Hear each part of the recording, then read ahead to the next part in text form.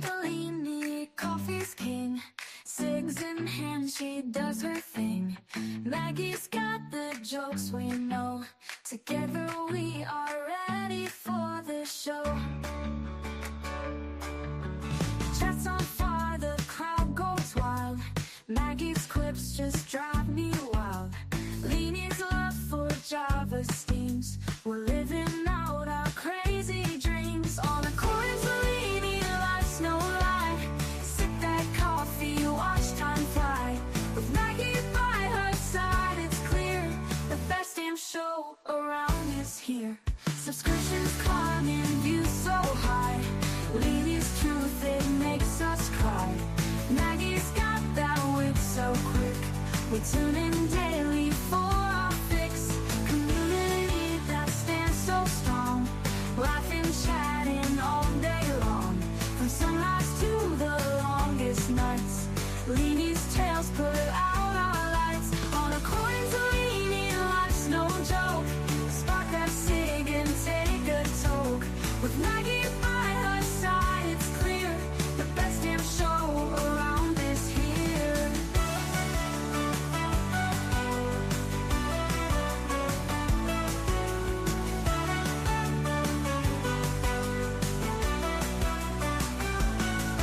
Subscriptions climbing, views so high. Leanie's truth, it makes us cry. With Maggie by her side, it's clear the best damn show is always near. On a coins, Leanie, life's no loud. Maggie's quips just drive me wild. Leanie's love for Java steams. We're living out our crazy dreams. On a coins, Leanie, life's no lie. Sip that coffee, watch time fly. With Maggie by her side, it's clear the best damn show around is here. The best damn show is always here. The best damn show is always near.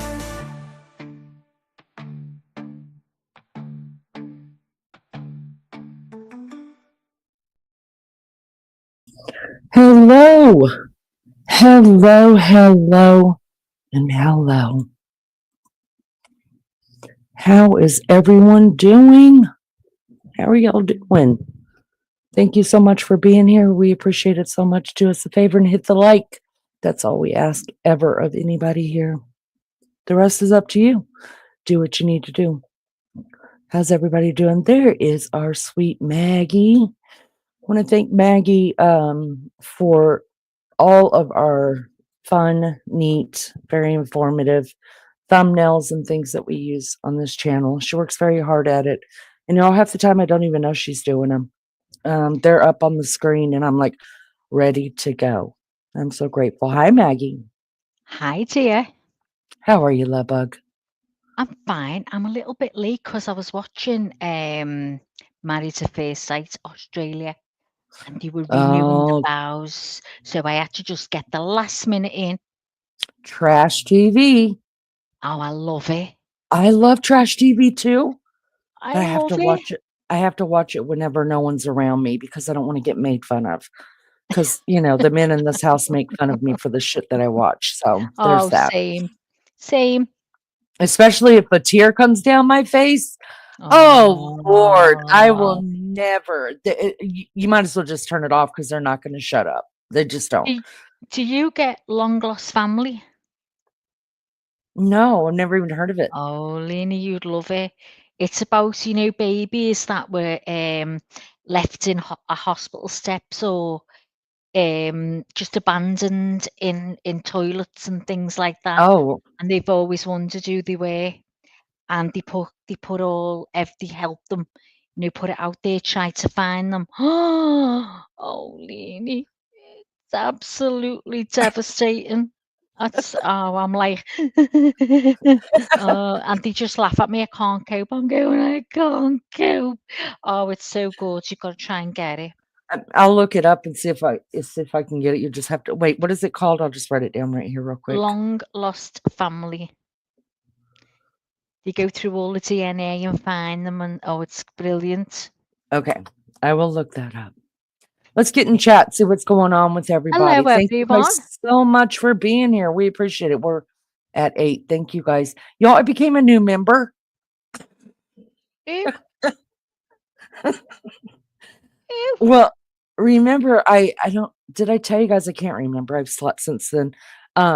But our card had gotten, oh, remember when I told you that I had done something? And he's like, our card has been compromised Yeah. and there's all these charges. I didn't get caught. So You remember he had, didn't? no, Oh, you no. jammy. Oh I my told God. you, I mean, some good things really do happen to me. Y'all, we got some money back too. What the fuck? My nine, You got my money back? Maggie, my 9.99s came back. He said not one more, girl. No, Oh my God. I meant to tell you that. Oh my gosh. Anyway, so when that card got canceled, when I renewed my own membership to our own channel, it didn't go through because that's the old card, right? So then I lost my membership to Aussie True Crime too, and I was like, oh crap. So I got the new card out and I just paid it. I paid my new membership to our channel. Oh my God. What's she like? What? She I told you dangerous? I told you I was going to get away with that. I You knew did. I You felt it in my absolutely did. bones. Oh, I I felt wouldn't it in have. my bones. I Yeah. would have gone through every crook and cranny to get me. I'm telling you. He even As it being called. this is how good it is. He even got Baby Chow involved in it, thinking maybe he made some You'll know. and he was like, what would I do on Mom's apple? And so he was like, it's gotta be a scam. It's gotta be a scam. Somebody got it. Y'all just let that go through and I got some money back. I was like, what up? He ain't said a word, not one What word. scammers So, give you money?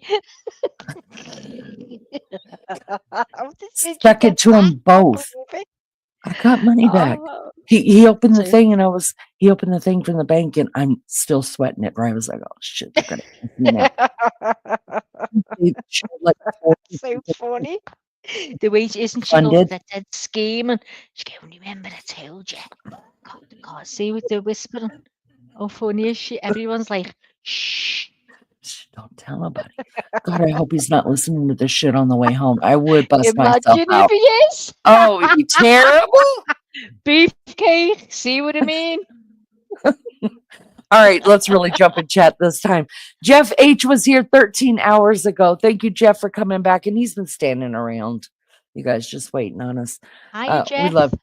We're going to learn to love Jeff here because I think he's very smart when it comes to true crime.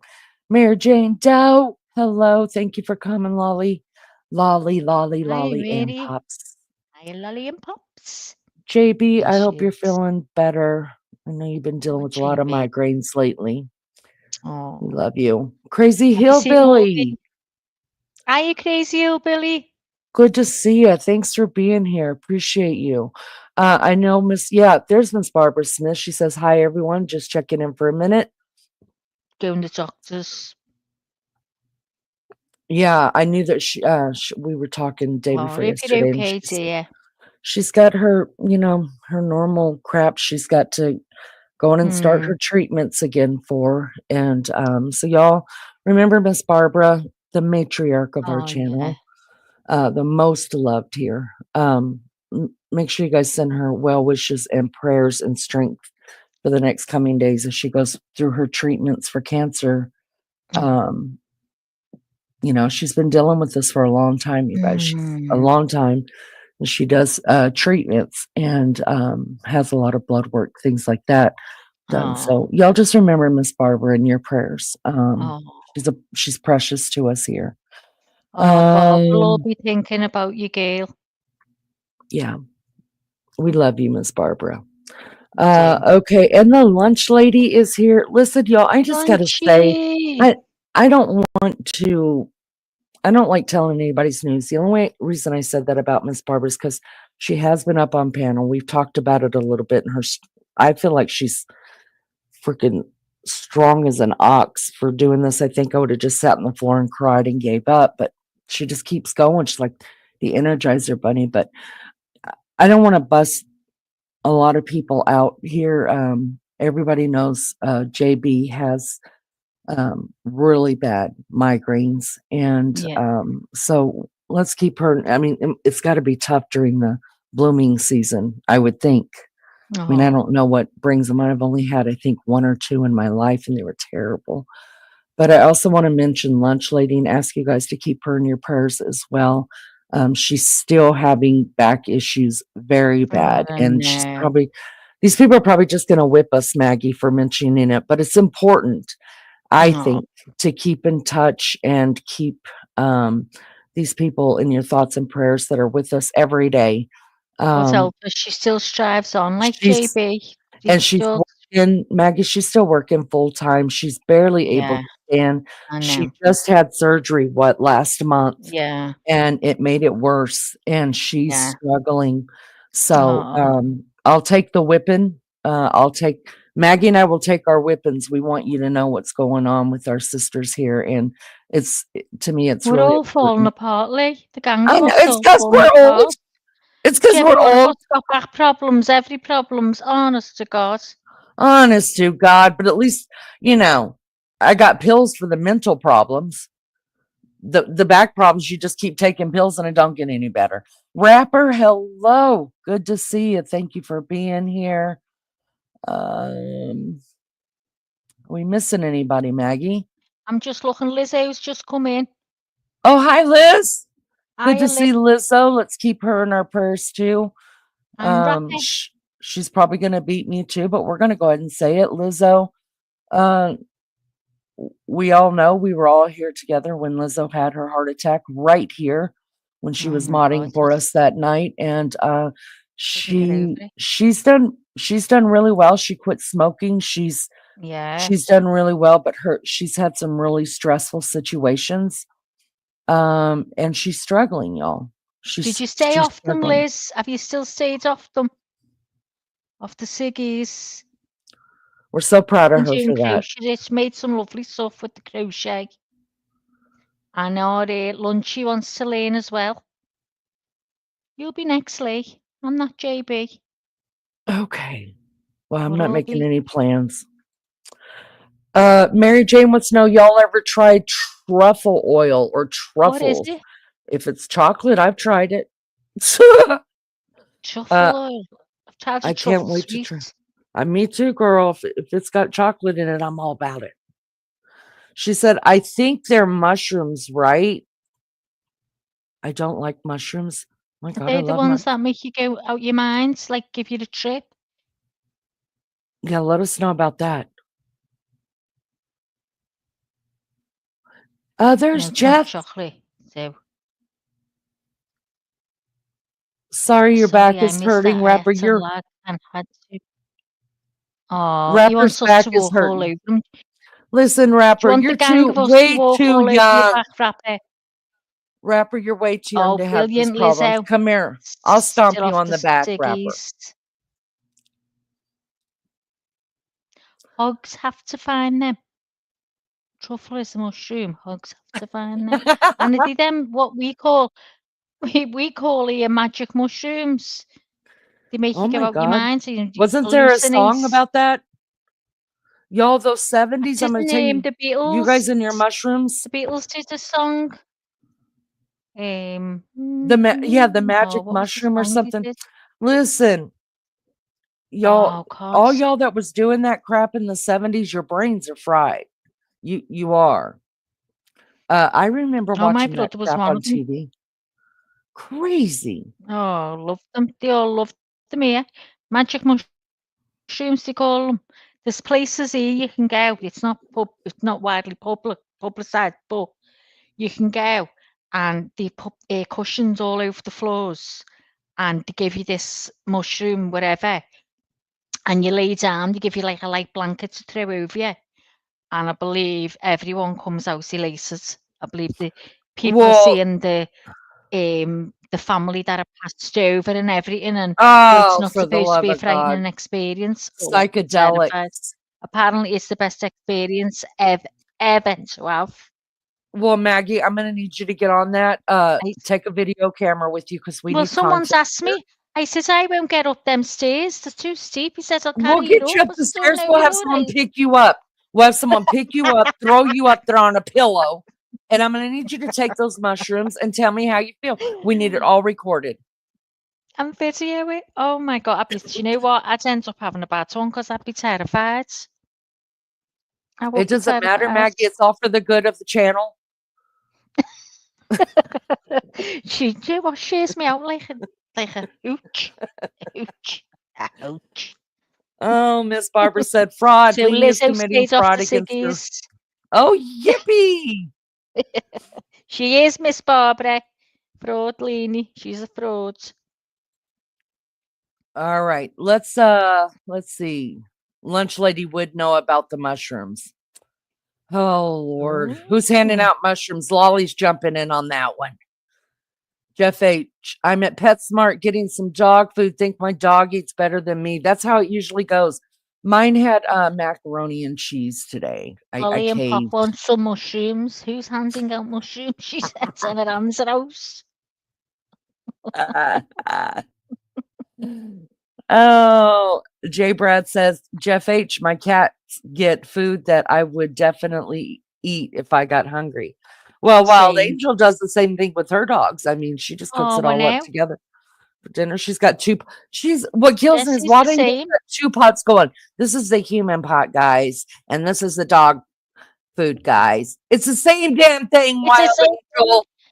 I've got the Put it in same. a I've got a bigger pan of pot. scouse Knock it on off. there for us and a pan of scouse on for Jessie. It's the same thing. Why are you putting it Just different? no salt in his. Oh, nobody cares. No salt in these. See. The other day we were at Costco's and I got a full on the free God, I've never samples. had that. See, everybody's committing fraud. That's what it is. Listen, I want to do a quick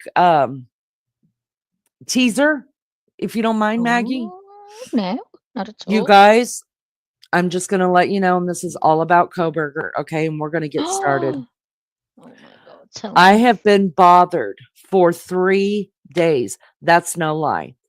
3 days, and I'm not going to tell you about what, but I'm going to tell you what's going on in my head.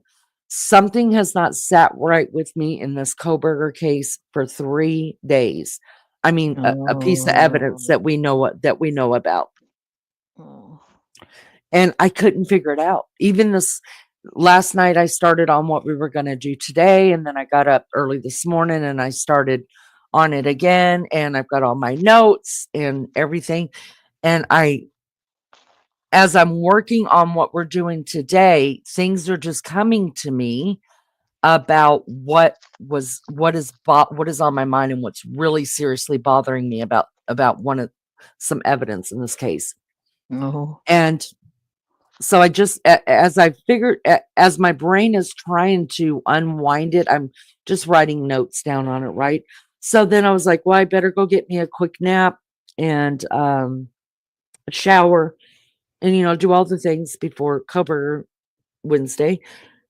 Y'all, I laid down in that damn bed and I couldn't sleep because of what all this stuff It's on that's your in my head. mind. Yes, because they're all Oh. pieces of a puzzle that I didn't know how it fit, but I was like, I'm missing something. Y'all, it all came to me right Oh, there. come on. Let's see. No, I can't tell you. I'm giving you a teaser. Oh my When God. it came to me, I was laying in bed and I was like, what is bothering me? What is bothering me? And then I figured out, oh my God, how do I tell everybody this? And then it just came to me, the first clip, just a few words that I need to play. And then boom. I mean, it's going to be a boom moment. It's going to be a bombshell. Oh, we I'm need a telling you a big guys. bomb thing then. Yes, an avatar. bombshell. Yes. Oh my God, I'm gonna have to Maggie. get one right now. I got back as soon as those words came to me, and the puzzle immediately, zoop, That's what it is, Lainey. Wow. I was like, oh my God. So then I was scrambling. I was like, can I get this together enough for, let me do it today, because it's more exciting than what I've got today. But I was like, no, because I want to pay proper attention to it.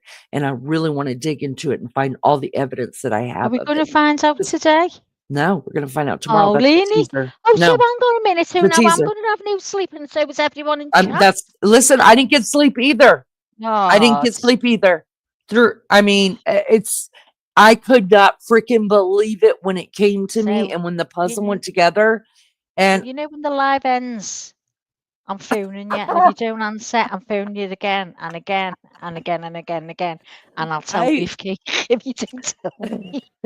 call Beefcake, baby child. Call the FBI. No, listen, I put the teaser out because I really, really, Maggie, we both have always said, if you guys want to hang out in Jew Kohberger, come hang out in Jew Kohberger with us. No big thing. It's just something we're doing. You're gonna have to get on And it. and we've never said, if you don't, I'm letting you know, if you are interested in this Kohberger case, be here tomorrow, Oh because my God. it came to me and never. Now things have been changing in my head. I think that's happened to all of us. Like the moment something comes out, Yeah, your we chew on it feelings for a couple change. Yeah. days, and then we can fit it kind of into our own narrative, if you will. And maybe this is my own narrative, but I'm telling you, it's the only thing that makes sense with that piece that I couldn't fit. And I, I'm telling you, if you are into this Kohberger case, be here tomorrow, because I got a revelation, not from God or anything, Oh, just from according to Leanie. Hello, let me be frank with you. Good to see you. Anne's hi, Place is Anne. here. Hi, Anne. Aussie True Crime is here. Hello, Hi, hello. Ross. Good to see you guys. Thank you so much. Do us a favor, hit the like. That's the only thing we ask of you. Everything else is up to you. So thank you guys so much. We appreciate it. All right, let's get into this, Mags. Come on, Lee. Telling you, there's a lot of stuff going on in the crew crime world. Say again. Crew crime. And a lot of stuff going on, and we'll touch on that a little bit later, but I want to get into this. I had remembered something, and I haven't noticed it come out in any of the filings yet, as of yet. It probably still will. It may not. Maybe neither one of them are gonna, I don't know, maybe it's not contested, because the only stuff that we're really seeing is the stuff that the prosecution wants to put in, and the defense can contest it, or that the defense wants to put in and thinks that the prosecution's going to put, it's just one of those things, what they want the jury to hear, what they don't. So it may never, if it doesn't come out in court, it didn't happen, but I think it did. And what it was, does anybody remember back in the chewing on Kohberger with fries? I like it. You see, Jeff H. All right, Jay. Badass is putting down her phone and listening. All right. So I don't know if you guys remember in the earlier days, like I was glued to Bryan Enton. And anybody is, if Bryan Enton was on, of course, him, because he's not hard to look at. But second of all, I like him. And I was glued to, different news channels that were just standing outside the house, just hoping to get a glimpse of something, right? Glimpse. And I remembered Maggie, and I haven't heard anybody talk about it in a while. Do you guys remember when they were talking about a piece of the wall that they had cut out? Yes. They had cut a piece of the wall out. Wall. Yeah. And to me, it didn't, it wasn't anything significant to me, only because in crime scenes, it's not unheard of to cut a wall out, or to cut a piece of carpet, or to cut a piece of, but then last week, weren't we talking about that, right? Like, rather than take Uh, the whole bed yeah, and the things whole like that, bed. And mattress, he, just take uh, a piece, yeah, yeah. Jesse was talking about, why didn't they take the whole mattress? They're like, they don't need it. They just need a Yeah, piece. So I think that's why I started thinking on that wall thing came to me, because why didn't they take the whole wall? Because they didn't need it. They yeah, just needed a piece of the wall. So then I went looking for a piece of the wall, and they did. Yes, Jeff. Yes. They took the chunk of wall from Maddie's room. And yeah. then I went looking for um, where exactly was the wall at, because I was having trouble. There were some people saying, oh, it was where her vanity was at. Maggie, I don't know if we still have that picture that you put That up picture, oh, of her. let me look now. Let me turn this off, and if I've got it, I'll upload it. Okay. So some people were saying, oh, they took out the wall by where Maddie's vanity was, which was right next to the window. And then everybody was like, but that doesn't make any sense unless it's cast off, from blood and stuff like that. The most sense would be taking it by where the girls were, the wall that, because at the time we didn't know Kaylee was actually slumped up, in that corner and probably leaning on that wall. Um, yes. So the chunk of wall that her desk was right up against, I believe. See, a lot of people think that. Um, the secret door, yes, Mary Jane Doe, there was a secret door. Wait a minute. Let me look at the house really quick. So that would have been the secret door of the house, supposedly. Now, we don't know that for sure, but it's just something that was said. And it actually showed that there could have been one when they were demolishing the house. That was there was one in Xana's room, but they actually took out like a whole piece of the wall in Maddie's room. And I thought, okay, some people are saying the vanity walls, which is on the opposite wall of where the vanity was, and some people were saying it's on the bed. Now, to me, it makes more sense that it would be the wall, either by, now just hear me out on this. Hi, Donnie. We're well. Thank you for coming. Thank you for being here. Appreciate it so much. We just got started. You haven't missed much. The wall that makes the most sense to me is, now remember, Kaylee was up in the corner on the inside of the bed, slumped over. I'm believing she slumped over towards the wall. I don't know that for sure, though. That would be the only thing that was going to hold her up, though, right? If she slumped over the other way, she would have laid down on the bed. So, slumped up in that corner. So, it only makes sense to me that they would take out the piece of the wall that she was slumped over on, either from the headboard part or the side wall, or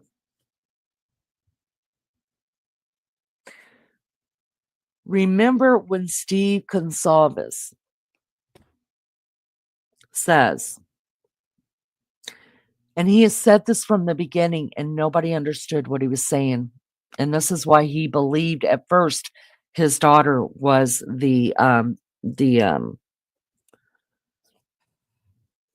sorry, I get scatterbrained sometimes, you guys, that his daughter was the intended target, because the scenes didn't match up. Remember?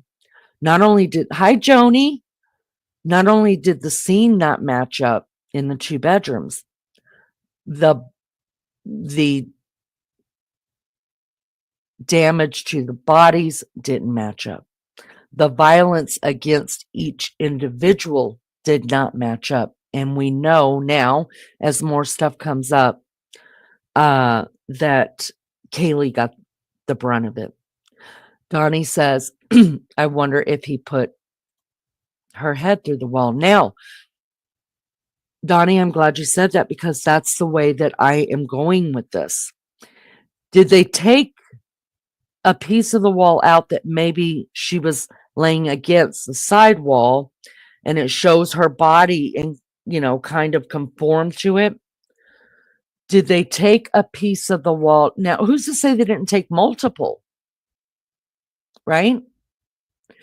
Did they take a piece of the wall that maybe her head got slammed into, just like Donnie said?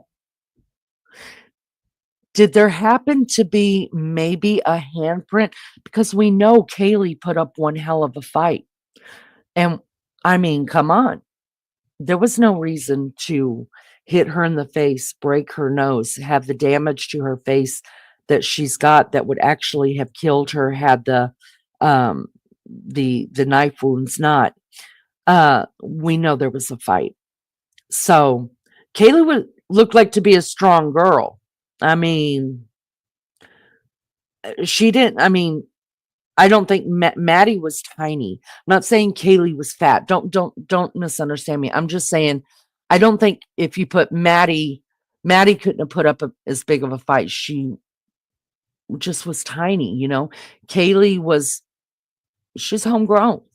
And I think she could have put up a bigger fight. Now, we do know that in times of crisis, scare, fear, and different things like that, that we as humans get this unimaginable strength. And so anything is possible.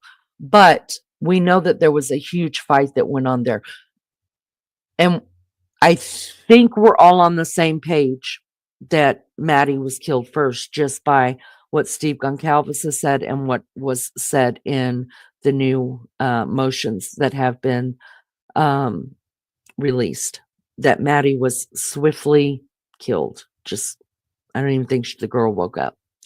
And somehow Kaylee did, and I guess she heard it or whatever, and the fight ensued. So even if he's got gloves on his hands, you guys, now there's blood. Not to mention if he's punching her and he broke her nose, there's blood. So did he happen to touch a wall, brace himself on a wall with the hand to use the knife, swinging it back and forth? Was it Jeff H that was showing? It was last week. If you guys look, Jeff H brought out a K-bar knife. He was on panel. And the way he was swinging the knife, and I've thought a lot about that, just in demonstration of how easy it would be to do the slices, because we know all the bodies had different wounds that a knife could make.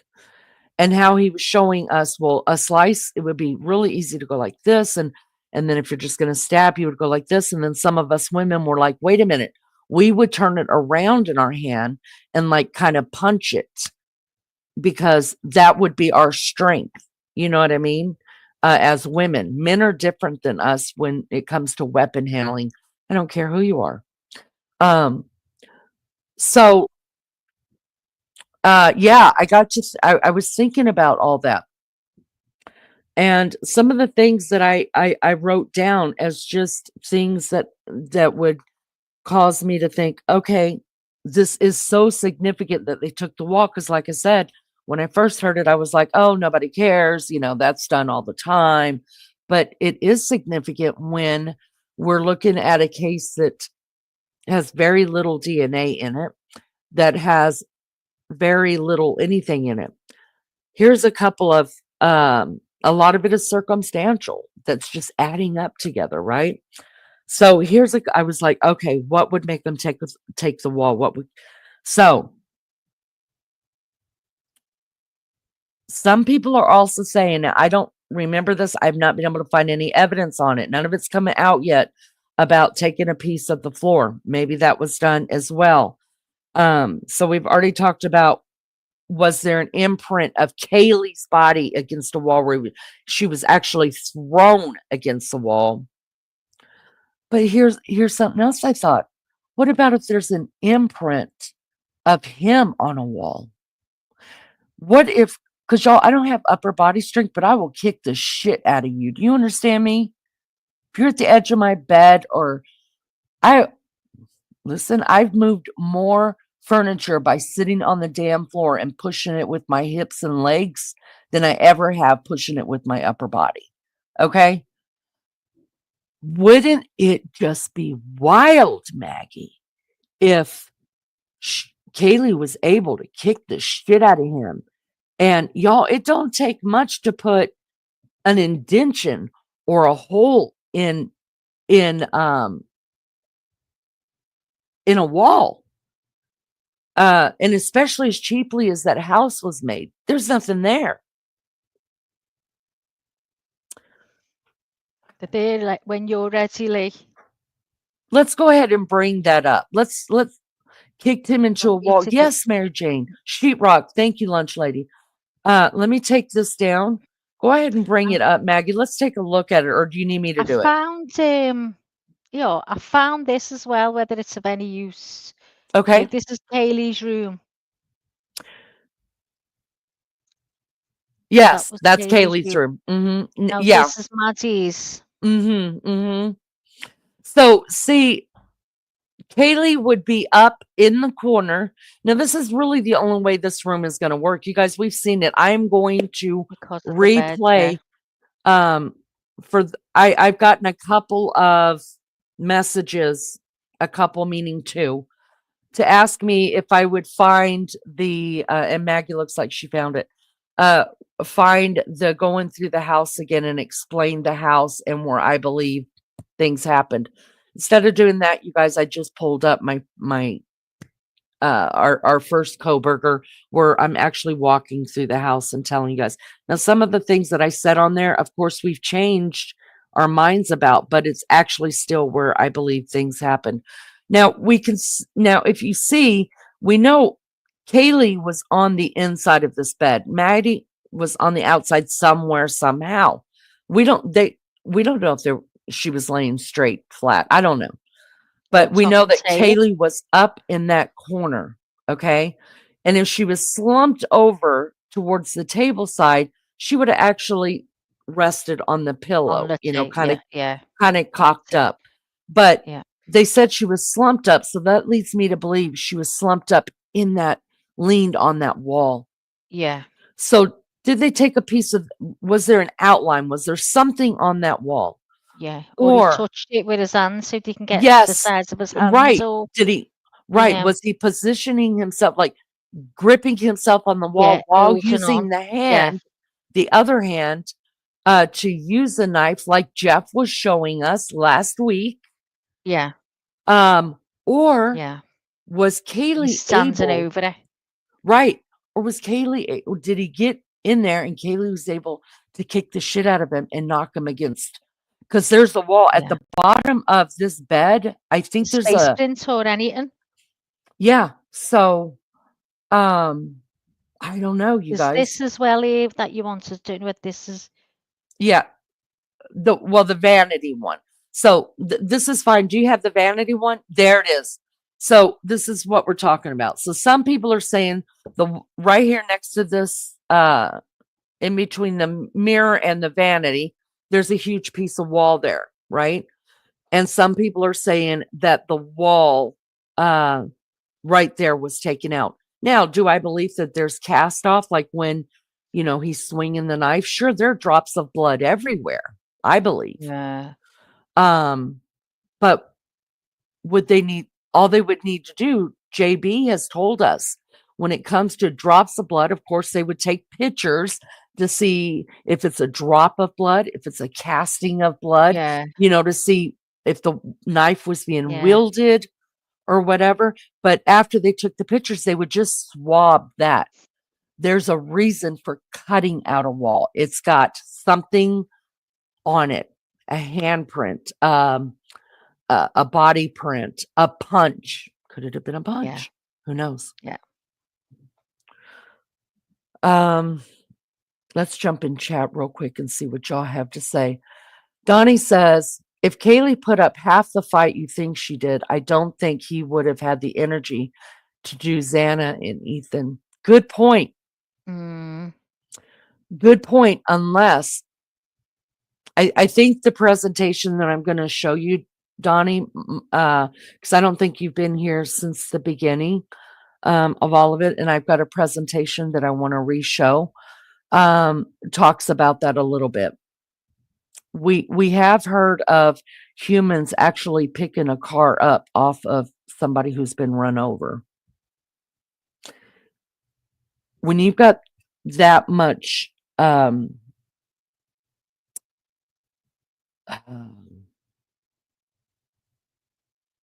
emotion running through your body, for lack of better words, Adrenaline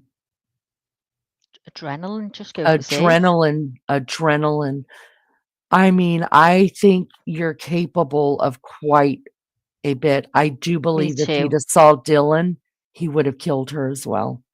Because his life depends on it. At that moment, his life depended on killing those he killed Mm. once he walked in that room. He had to shut them up when he knew they'd seen him. Right. And That they was could have it. overpowered him. So he Yeah. was He's had a full face force. on his hands. Yeah. Yeah. And he was prepared for it. So I do believe that Kaylee put up a fight, a big fight. I mean, that's just been put out by her dad and many times over. And I believe that whenever Dylan first says that she heard what she believed Kaylee to be playing with Murphy, the dog upstairs, she yelled out of her bedroom, shut the fuck up, or something like that. You know, I'm Yeah. trying to sleep down here. Calm down. It was happening.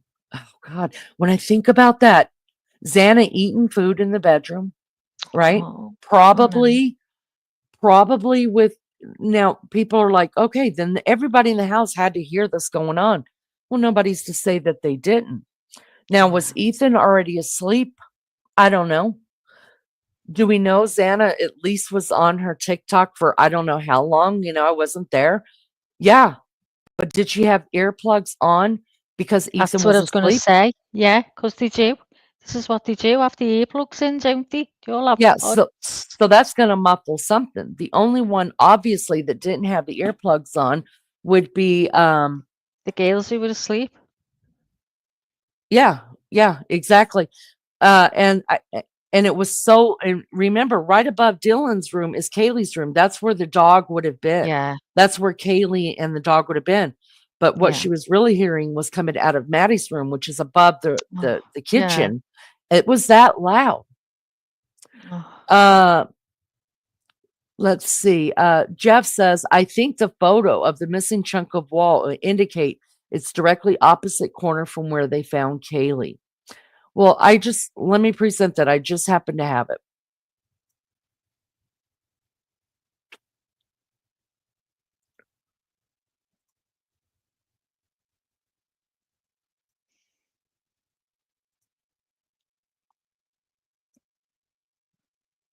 all the little things coming together. I mean, it's probably sometimes you can overthink, can't you? And things are much bigger in your head. And then when you hear it, it's more simple and you think, oh my God, why didn't I think that? Maggie, am I I'm big? just looking now.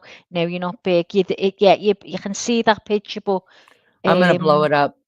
yeah, Not okay. this one. This is not the one I want to look at. Wait, is it this one? This is it. All right, I'm gonna blow this one up, Mags. I cannot. Yeah, go We're on. not paying attention to chat. Mods, thank you so much for being here and for getting it, taking care of chat for us while we do this. And thank you everybody for Good getting night, along. Anne. Good God night, bless you. Ann. It's 11 there. We've said it many times and we'll say it all throughout this. You don't have to agree with me. You don't have to agree with Maggie. You don't have to agree with anybody, nobody. You can state your opinion in chat without somebody attacking you because you believe differently than them. Let's just remember everybody's entitled to their opinion and present it in a way that it is not it doesn't seem like you're attacking somebody. You know what I mean? Because sometimes people will come through and say, oh, you're full of shit, Leanie. You don't know what the hell you're talking about. Free BK, whatever. You know what I mean? Come at me with some evidence. And let's just be respectful of each other. That's all I ask. Yeah, And for the most just part, trying. we are very much like that here. Very much. You're allowed to Yeah, think differently than anybody else. Let's just just respect be each other. respectful with it, isn't it? That's it. So I don't know. What says you, Maggie? What says everybody in chat? Can't see in chat right now, What guys. about Lee? I have looked and looked at this picture. What does this picture look like on your screen? Let me look over here. Oh, this is perfect. All right. Let me get it even Yeah, bigger. that's it, Lee. All right. Now let me see. So this is looking off the balcony, obviously. It's a Mm, zoomed in picture. There somebody has zoomed into Maddie's room. mm. Okay. A lot of people thought this was Kaylee's room because it has the railing outside. This is not Kaylee's room, and I'm going to show you why. A lot of people It's the said, "Oh, end, they're isn't it? You can tell by the banister, right, by the the end." yeah, Mhm. rail. Yeah. And the other thing you can tell by is right here. See down here how it's got the part of the planks of the house. They go Yeah, under. yeah. Maddie's room did have um, a banister or the porch, Rail. the outside Yeah, porch, all the way down to Kaylee's room that's going this way. But she didn't have a door. Remember, she is sitting here, would be her vanity right next to this yeah. window. That's why I don't believe it was under the mirror. If this is where, and it looks like this is where it is. That's why I say, this is exactly why I say, did they take more than one part out of the wall? I don't know yet. Mhm. Because this piece of the wall that I believe looks like a wall that is missing. And I was trying to Oh, that blow it up black early. there. See the black right Yeah, here? the And it's black. kind I of, just you could thought see that the was a mark. sheetrock. No, you could see the Yeah, sheetrock that's jagged, the paper on the sheetrock. yeah, Well, yeah, right here, this is Maddie's window. So we know this isn't a door, so it's not Kaylee's room. This is Maddie's room. And if you go this way, can you see my cursor, Maddie? I yeah, mean, yeah. Maggie. You go this way out here, and this will take you to Kaylee's room. Kaylee is the Alias, one yeah. that had the sliding glass door in her room, which was directly above where the kitchen door is as well. But Maddie's room only had the window. We know this is one. You can see the window casing right here, Yeah. and then you Mm, can see the window wall. So right here would be her vanity sitting butted up against this window on this wall here. is Up that another here, piece being taken out where your case it is now? no, I'm going to tell you what that Where is in now? just a second. This right here would have been her mirror with a piece of the wall in between the vanity and the mirror. So we know it's not there. It would have to have been somewhere around as you're going out the door. That's what this wall is, correct? Now I'm going to tell you what these marks are. This little piece here, I'm not sure because I can't zoom in on it. It could very well be a piece of the wall. I don't know. But what this is right here is when they went in for the third time, you guys, there were 3 times investigators went into this house to do different things. The last time, the third time that a whole new set of investigators went in and used the whole house is when this picture was taken right here. And this is called Faro, Faro. And I'm going to tell you what it is. Okay. It is, I've got it brought up and it's not that I'm that smart. I went looking for it. What that paper tagged to the side of the house would have Mhm. meant. And what it is Faro primarily serves as a company offering 3D measurement, imaging, and realization technologies. These technologies are used in various industries, improve quality control, speed up processes, and facilitate better decision making. So what it is it's forensics. They go in and they have a way. Well, let me tell you. Let me just read it from here. So You don't have to understand me. You can understand it. It's 3D measurement and imaging. Faro provides tools like laser scanners, mobile scanners, and precision measurement tools to capture and analyze 3D data. They do realization technology. It enables the translation of 3D data into actionable insights and virtual models. Remember, they're wanting to do a virtual model of the house. So they're going to need this 3D technology of the house. It takes measurements. How far is the bed from the nightstand? How far is the bed from the closet? It's all going to be done in 3D. It is very precise in that way.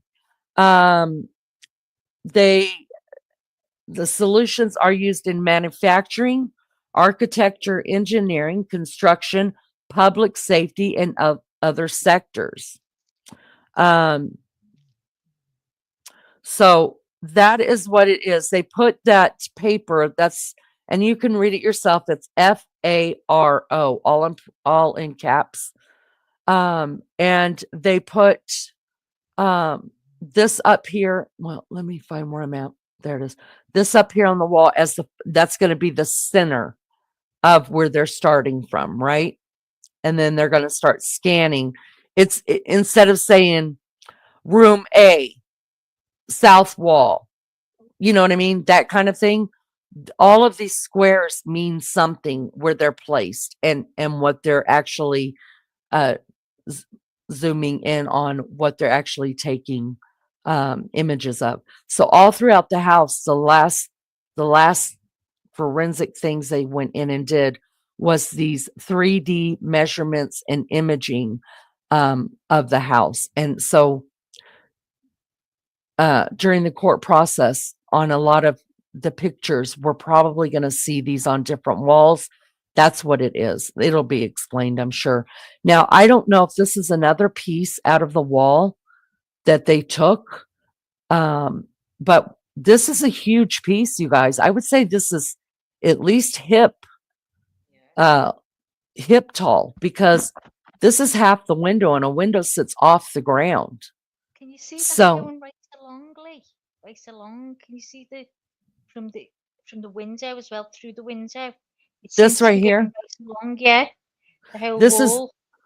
this is the Took like a big, big chunk of the wall. yeah. Like I was saying, I believe this to be at least waist high, maybe shoulder high, because of where it's placed on the window. Now we know this window's closer, so this is actually going to be smaller down.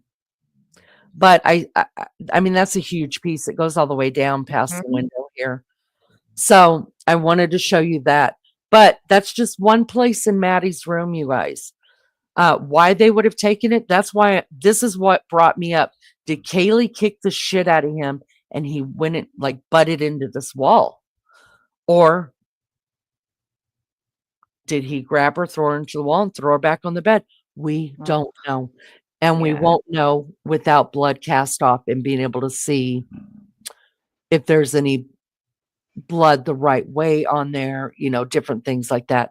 But listen, I mean, there could have been many places, many places that they took out the wall. All right. So there's that. Let's jump back into chat really quick. I hope that made a little bit of sense. I think the photo of the missing chunk of wall would indicate that it's directly opposite corner of the room from where they found Kaylee, which that exactly would be. You are correct. They probably couldn't find much being asleep and wasted. Yeah, so here's the window. So it's got to be, and they're taking the picture out where that corner is. So we know they're taking a picture way back behind her. So where's that? That's the other side. Yeah. Mm-hmm. But wasn't there a bed next to that little stand at the table? A bed? No, sorry, a door. Yes, that's what I'm saying. It's in between that and the door. But it's also adjacent. It is right at where that wall it would be at where the wall piece is missing. It would be at the foot of this bed on that wall. Mm, So did Kaylee kick the shit out of him and he stumbled backwards up yeah, against this wall right here? We don't know. But that's just one of the things that I came yeah. up with. Um so all right, there's that. Let's see what else has. Oh, yeah, they probably well, we know that Kaylee wasn't as drunk as Maddie, and Maddie was killed swiftly. I mean, I think one and done, and Kaylee woke up. Um, but who knows? I don't know. But I'm just going off of what I saw at the grub truck, and the grub Yeah. truck clear goes that Maddie was completely wasted. And Kaylee, you could hear her talking. And listen, people hold liquor a different way, and I understand that. Um, and and then we also have the receipt of what was put on Kaylee's card that night at the corner club. It was a lot of liquor, even for me. I hope she was. I hope she was and knew nothing about it. Well, you know what? I hope she was too, but the outcome was going to be the outcome, right? Yeah, I'm so glad. I hope Kaylee kicked knocked the wind out of him. yeah. Let's hope we either. I think they were sleeping in the spoon position. Okay, with Maddie having her arm around Kaylee, and I think Maddie had her hit and it woke Kaylee, and she instinctively went to raise herself, and he did her in the corner I'm of the thinking bed top wall. and tail. Top and tail. I don't know. We're gonna see though. Mary Jane says, uh let me take can you read that for me, Maggie? I'm calling you Maddie now all the time. I know. Mary Jane Doe says, I think they use that in construction too. Absolutely, yes. As a measuring thing, yeah. Yeah. Yeah, Lizzo said, geez, psychics would have a field day with that here. It looks like a Oh, piece in the window. I have to Which tell you one, what, Lizzo? while we're waiting on Lizzo's answer, I like what Mary Jane Doe says here. She says the truth is always stranger. That is correct. Yeah, I mean, some of the shit we can't even make. We're like, damn, I never know. even thought about that because it's so weird. Yeah. Picking up a car on instinct is way different than doing what he's done. I agree, but it all comes down to adrenaline, fear.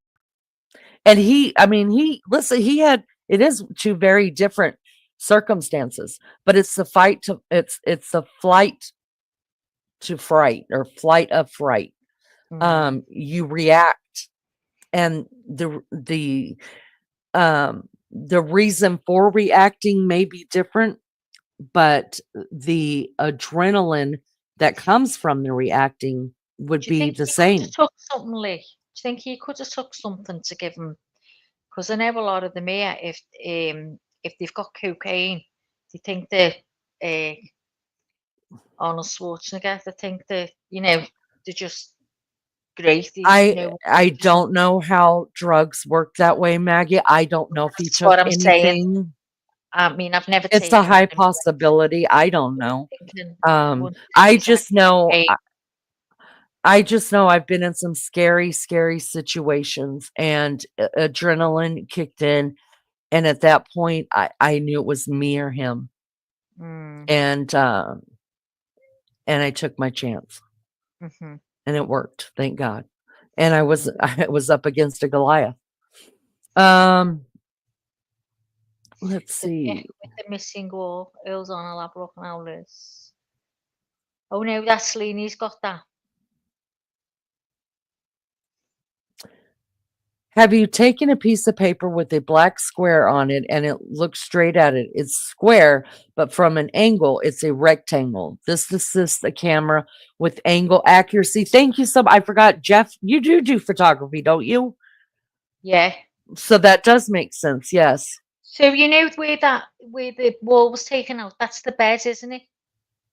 Where the bed was. Let's do that next.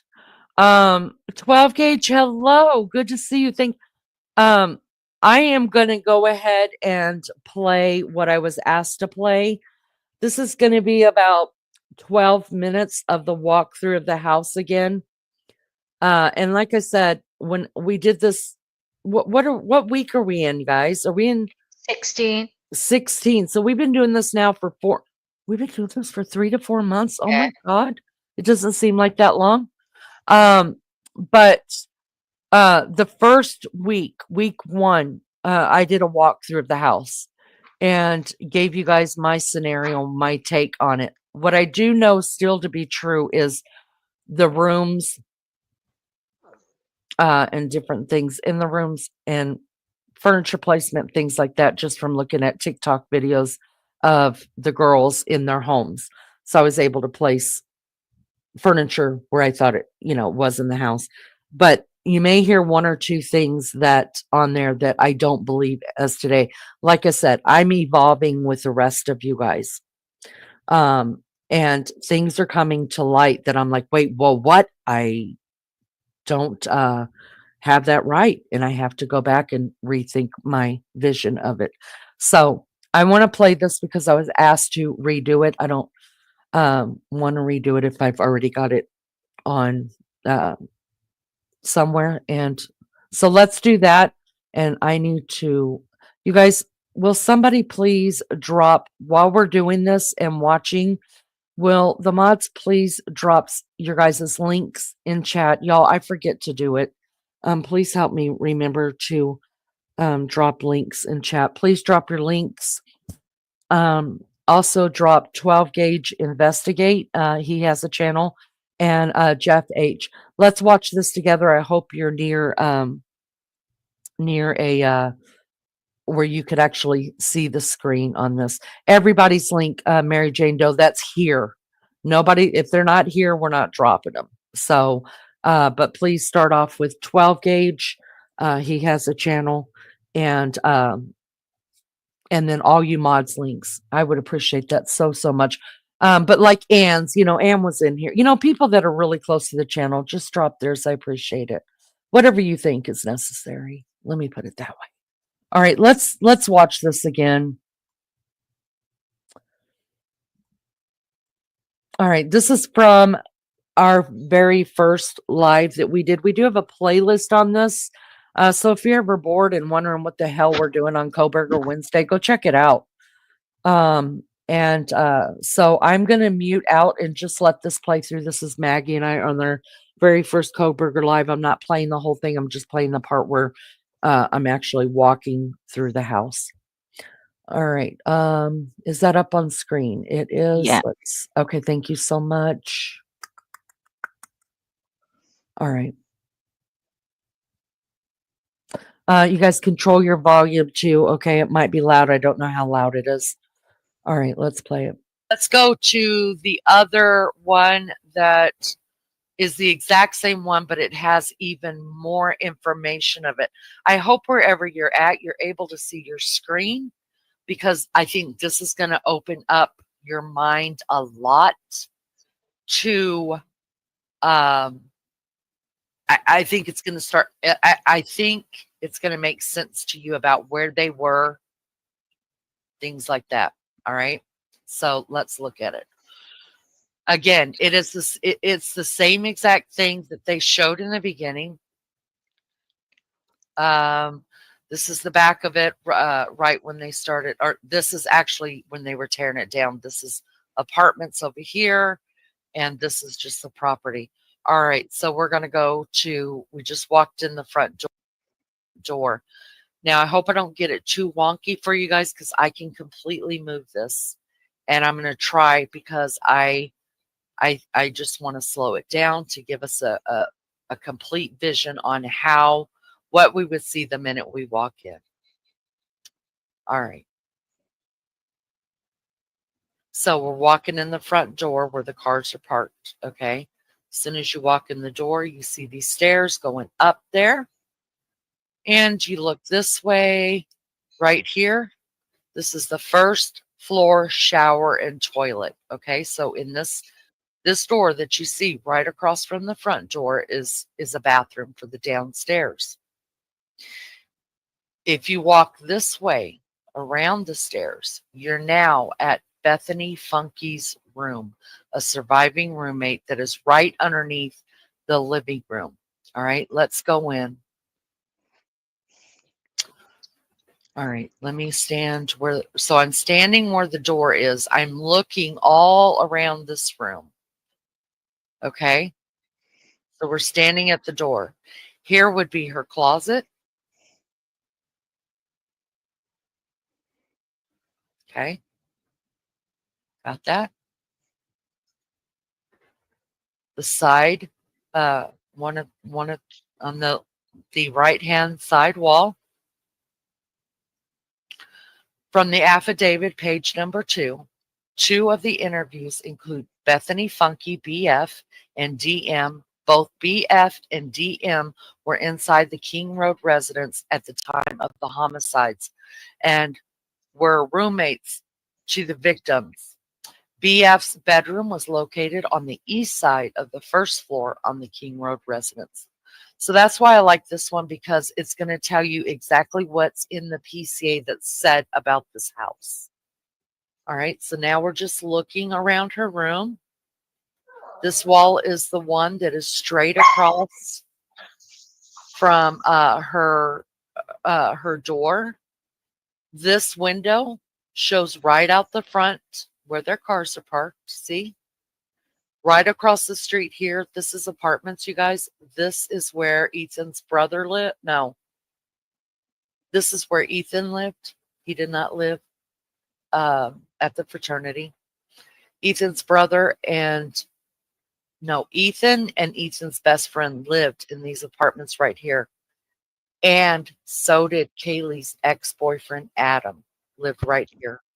Beyond this over here is where you guys would see the fraternity, the big lot, you know, all the grass, and then you'd see the fraternity house is right over there. All right, so that's looking out Bethany Funky's bedroom window. All right, so that's where we're at.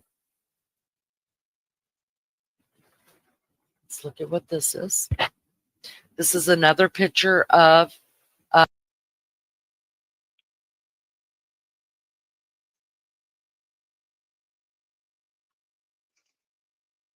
Ladies, your sound gone off?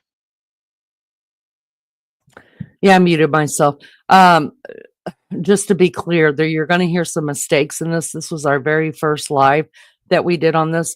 This is our first very full coverage of a crime. I did a little bit on Delphi. That was easier for me because I actually was at this.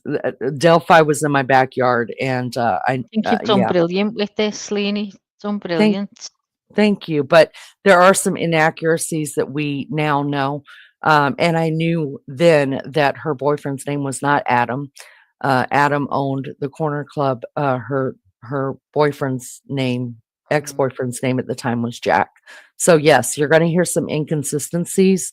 You're going to hear some what may not look like the truth, but understand this was our first like real covering something, and We knew nothing then, did we? Nothing at all. We knew it, but having to explain it to other people Yeah, is, and it's try to be hard, as yeah. accurate as possible.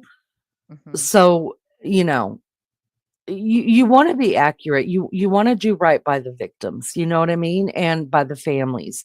At least I did. And so I want to make sure that I am fully aware there are some inconsistencies, but I knew what I was talking about, but the way it came out was wrong, and I used some name wrongs.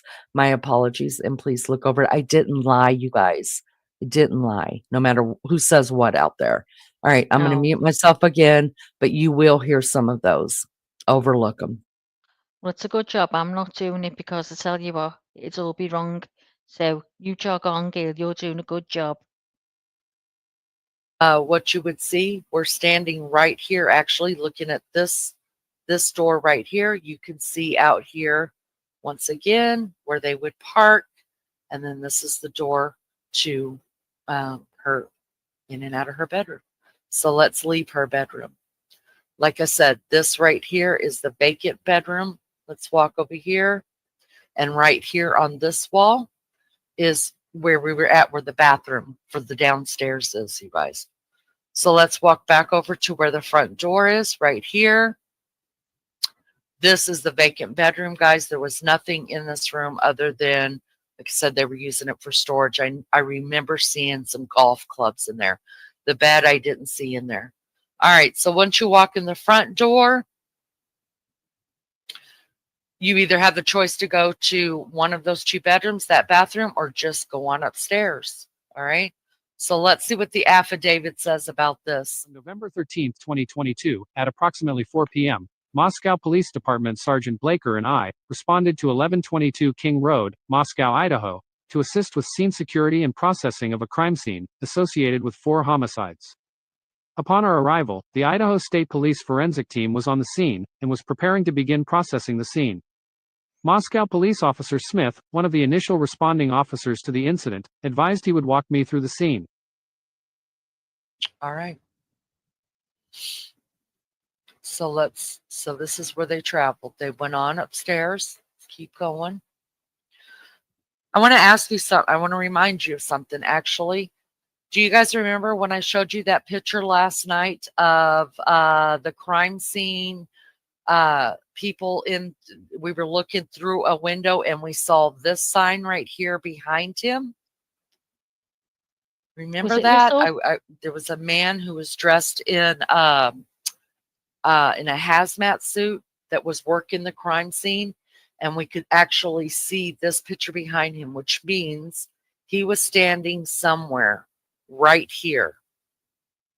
Okay. All right, let's do it this way. This is what the students' TikTok in King Road would bring up. Now, let me explain this. Right before the killings, the girls were always on TikTok. These girls are no different than anybody else. You guys, they were on had a very high social media presence. Let me go ahead and put this out to the Goncalves family. Kaylee Goncalves' parents have come out and said that Bryan Kohberger was following Kaylee Goncalves and Maddie Mogan's Instagram, both of their Instagrams. He was following them and also made hit the like on a couple of their pictures. So this is just one of the videos that all of the girls that lived in the house made as a funny to put on TikTok. This is all the girls right before the death. Please tell me you can see that. Okay. Yep. Okay. Let me get back.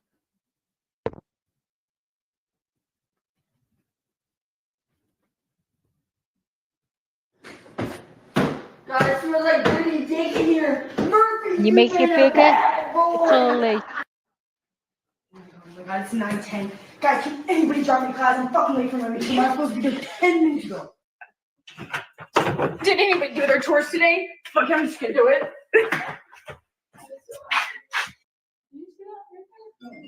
Oh shit, you guys, it's 8. Gotta go. Jake's calling. Oh, Jake's calling. Oh my God, I look horrid. Murphy, you look so cute. Get out of here. You seriously gotta get out of here. You're fucking stinking this shit out. Hey guys, I know I talk about myself a lot, but like, what would you guys do in my situation? Yeah, where are you going? Yeah, I gotta go pull your ass. Hey, I'll throw away. Do like a wine night? Like, let's just do a wine night. Yo, is it okay to have a party? Like just 3 or 4 people at most. Okay, what that TikTok was the roommates were all together in there and they were acting like each other. So the names you saw may or may not have seen on screen, they were acting out that person. Like they were acting like Kayla was acting like Xana and Xana was acting like Maddie. So that's what that was. But it's just sad, you guys. It's just sad because, I mean, they're just kids. Just ends it. Just All just gone.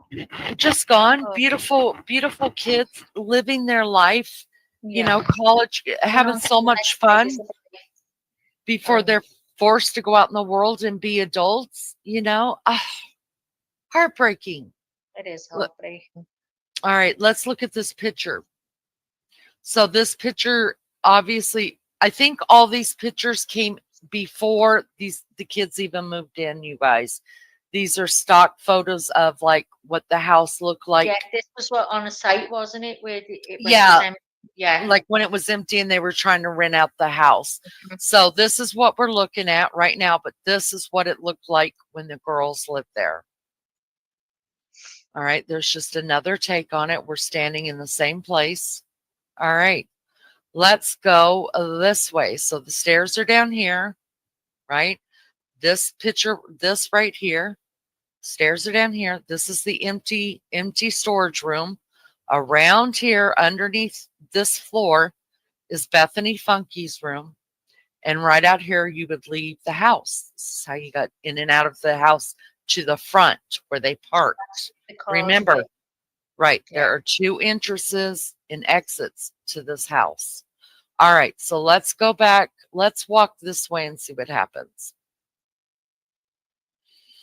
Now, here is the 2nd floor bathroom. So there's a bathroom on each floor. Let's go into it. Just a regular, normal little bathroom shower. Let's see what this says. Sit here. Don't know why. Oh, you're sitting here so you can look at the whole thing. This needs to be clean. Can we get that done immediately? Oh my God, can we get that done immediately? It's dirty. Huh? I would never taken pictures of that ever, ever, ever. Sorry. And as you can see, their washer and their dryer was also in the 2nd floor bathroom. See? And so this is showing it tore down, how what it would look like underneath in the walls. And when they were demoing it, guys, they just didn't come in there and just wreck it. They just didn't send a wrecking ball through. They took it down piece by piece. Do you see what I'm talking about? They took out all the outer walls, and then they put in, like, okay, behind here was the shower. The shower goes into here. This goes into here. This goes into here. That was all done for trial purposes.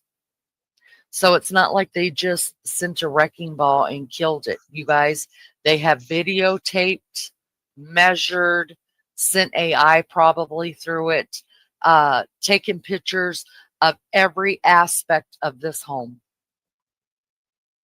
Okay. All right. So let's leave the bathroom now. We'll go back out. And now we are looking at Xana's room. Xana. Okay, so this is where Xana and Ethan, this was her room. I want to go into it. Well, let me do this first. This is going to be a little shocking, okay?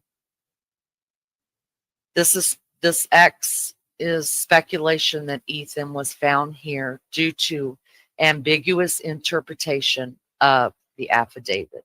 Now, I believe, could be wrong, he was either here, which makes sense that he was not in this room. He was either here or he was out here just a little bit more, but he still could have been here, and the crime scene technicians were out here. Just stop it right there. We now know, as more motions have come out that have been filed, that Ethan was nowhere near here. We believe, I mean, this is looking down the hall, right? From where let's just say we're standing over by the stairs. You could look straight down this hall into Xana's room. Xana was somewhere here because her feet were seen out here, head up closer to the wall. And there's a wall here. The room gets long this way, and Ethan was over here somewhere. So at the time of this rendering, it's what we knew of the crime scene in the very beginning. So of course we know things have changed since then.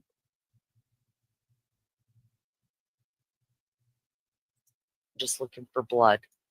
You know what I mean? All right, so let's go inside the room.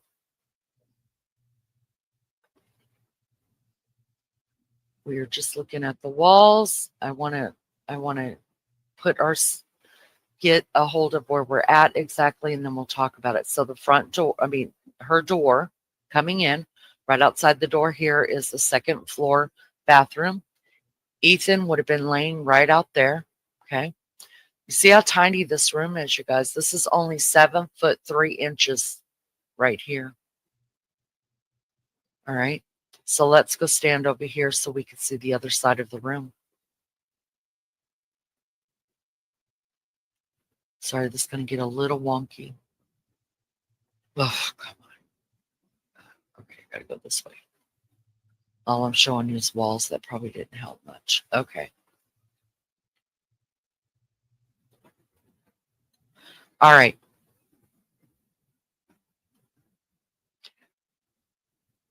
Now, remember when they said there was a camera close to Xana's bedroom on another residence that picked up the sound of a dog barking and a loud thunk.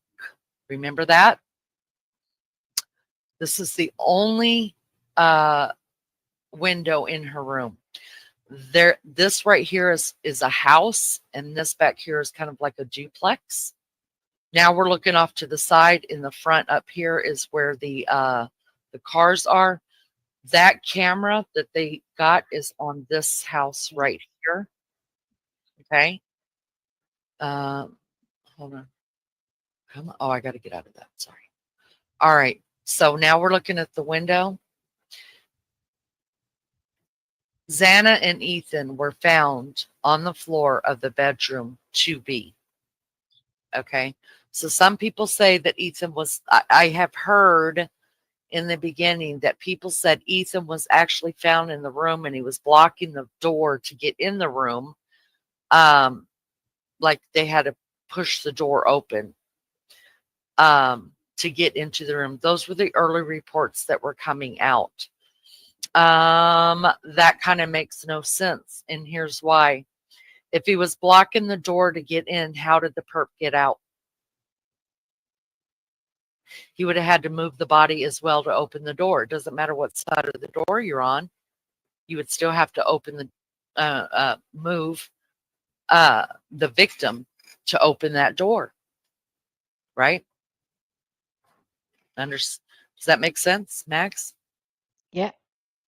So it doesn't make sense that he was. Yeah, it makes sense. I didn't have me. I have me mic on mute. Sorry. It's okay. In my house. It's okay. So yeah, those early reports make no sense that he was actually in the room blocking the door, because the perp would never have been able to get out. Something else I want to show you guys. Let's walk over here. Down. Sorry, it's hard to navigate this thing and be. All right, so now we're at the window. Let's go back around. This is a closet. Let's look at the picture. This would be her little walk-in closet. Right there is her their second story bathroom, and going back into the living room right there. So that's what you would see standing next to the window looking in. This is what I want to get to right here. Ethan was found in an unknown position and location in bedroom B2. Now they're having to put these everywhere because there's no definitive thing in the PCA that tells you exactly where Ethan's body was found. These are just people trying to pick apart the PCA to figure out what they're talking about and where Ethan's body was left. That's why they're both there. All right. So remember when I said I believe Xana backed herself into a corner, and that's where he finished her off? Mm. This is the wall on the outside, guys, that hurt. This is has already been proven to be Xana's blood. So those that come at me with maybe it's spray paint or maybe it's, you guys, this is Xana's blood. It's already been proven. So let me stop right there again. There's a couple of inconsistencies in this bedroom from this first live that I want to go ahead and clear up real quick. You guys already know that Ethan's body was not found anywhere near here by the front door or in the store or whatever. I believe that the bed, that we don't have any pictures that show Xana's room. I did happen to find something that looked like it could have been Xana's room, but I wasn't sure, so I didn't bring it up. I believe the only way this bedroom would have really worked is for the bed to be like this. I don't think the bed would have been here, but I'm not sure now. I'm not sure. We know that the blood came out of here.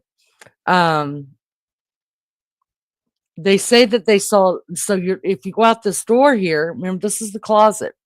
If they go out this door here, you're looking back down at the staircase. Dylan would have had seen Xana's body laying across like this. She saw her feet first, so they would have to be here, and her head up close to the wall here. The blood was over here. What does that tell you? It absolutely probably was not Xana's blood, unless, like I said, in these old houses, even in new houses, if you put a marble on the floor in your home, if your floor is just off by a half of a centimeter, the marble's going to roll in the way that the house is leaning towards. So just from the blood leaving the room, that tells me that the floor is uneven in that direction. So it pulled towards the wall and then it went down the wall.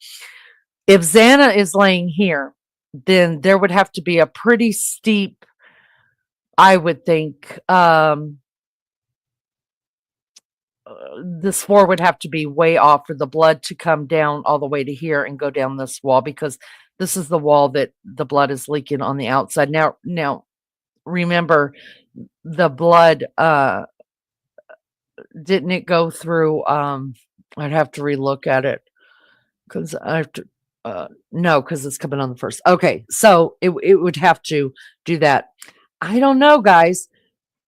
They never mention seeing Ethan. She doesn't mention seeing Ethan. That doesn't mean that Ethan wasn't around Xana somewhere right here. But I don't know. Was Ethan in the bathroom? Was Ethan, I still am a firm believer Ethan was on the bed or around and jumped whenever he heard Xana like come running in the room. I think the bed was on this wall right here. And when you hear pictures here, I'm going to upload them. Okay. And when you hear when you hear the 911, you hear Xana's name being screamed out like they noticed her first. Now I'm of the opinion Ethan is right here, and then that is his blood. It has been confirmed that it is blood. A lot of people are still saying it's rust or it's spray paint. It's blood. We just don't know for sure. And for a long time, I thought it was Xana's because I thought this is where she's at. But now we know for sure Xana was definitely laying this way, prone on her, which means on her stomach. I think Ethan was over here. I really do. Here's the other thing. If it was Ethan, I don't think Ethan was noticed on the bed right away. I do think he was on the floor. But if it was Ethan, if you guys remember when the mattresses were taken out, there were two mattresses taken out of the house wrapped in a white, like a covering, a white mattress covering, but we could still see blood stains on it. One of them had a huge blood stain on it. Automatically, I thought that to be from the girls upstairs because it was so big. And then another mattress was put in the back of another pickup truck, and I believed it to be Xana and Ethan's bed. And I couldn't see. It doesn't mean it wasn't. They could have had the mattress flipped the other way because the blood is going to seep through the mattress. The top is going to have the most blood on it. The bottom is going to have, not as much because it has already, been sucked up by a lot of cotton and whatever's inside of a mattress. So the bottom part is not going to have as much of a stain on it. So maybe that's the sides that we saw. I don't know. But if Ethan was on the bed, I don't think it would have been his blood. I think the mattress would have soaked up his blood. Unless he was sitting in a sitting position as well.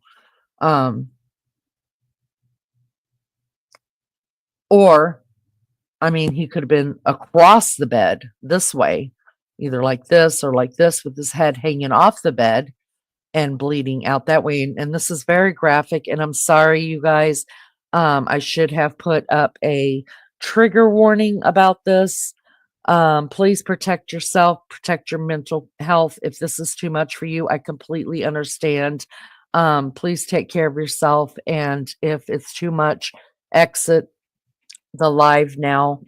Maggie and I do so much on, I mean, this is probably the only lives Maggie and I are ever serious on.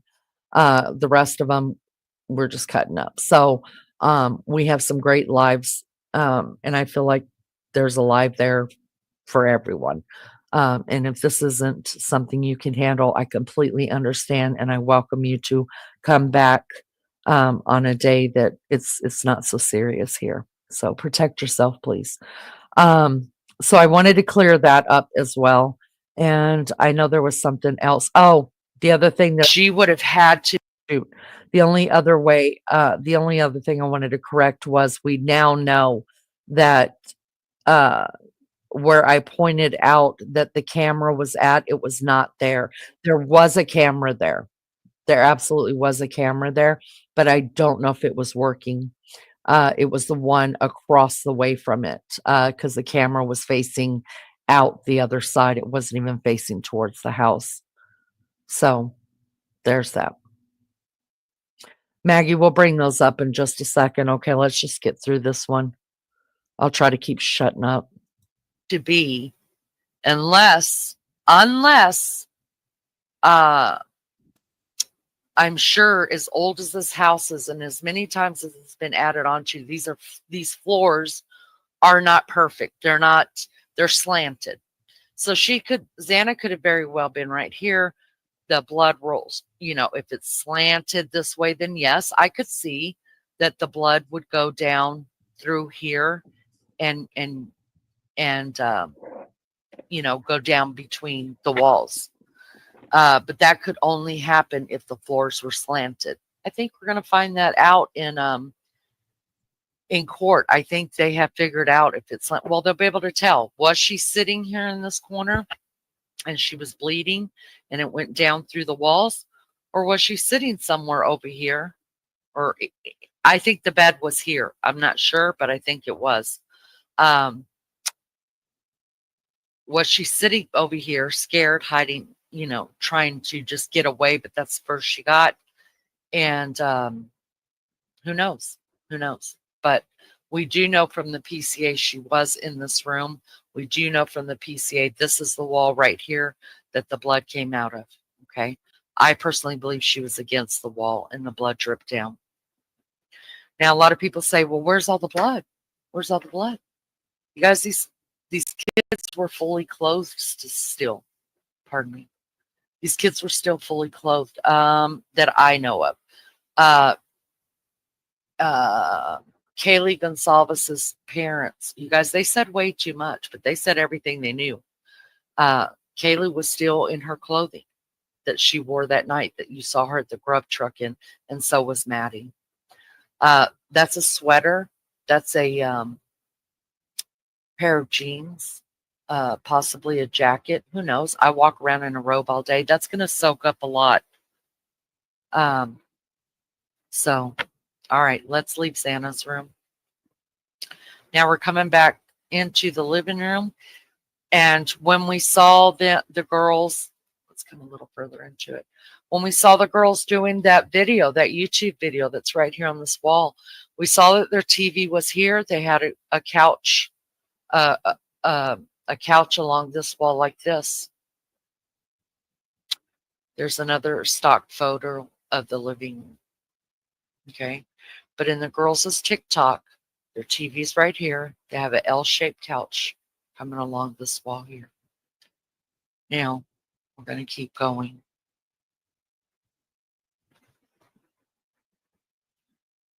This is okay, so if you just kept going, then you could turn this way and just keep going up the stairs. This leads to the third story where Kaylee and Madison are found. This right here is just like probably a pantry, a coat closet, something like that. You could turn this way, and this is the kitchen. This is the second point of entry or exit. So there's only two. The front door down on the first floor, or the sliding glass door that leads to the patio. Because it's kind of, the house is kind of like hooked in, built into a hill. So the second floor is actually on a ground level as well, but it is on a hill. And that's the patio out there. And there are police videos of police coming to that door and talking to Kaylee and all that before the murders when it was warm outside. This is where it is believed, it is confirmed, the intruder entered and exited through this door right here. Now, if he went through this door right here, he would immediately start going left up a hill because, the hill keeps going up. He would go up a little hill. Back here is where all of that back parking was that I showed you guys. All right. So let's look at the stock kitchen photo. Is that not gorgeous, you guys?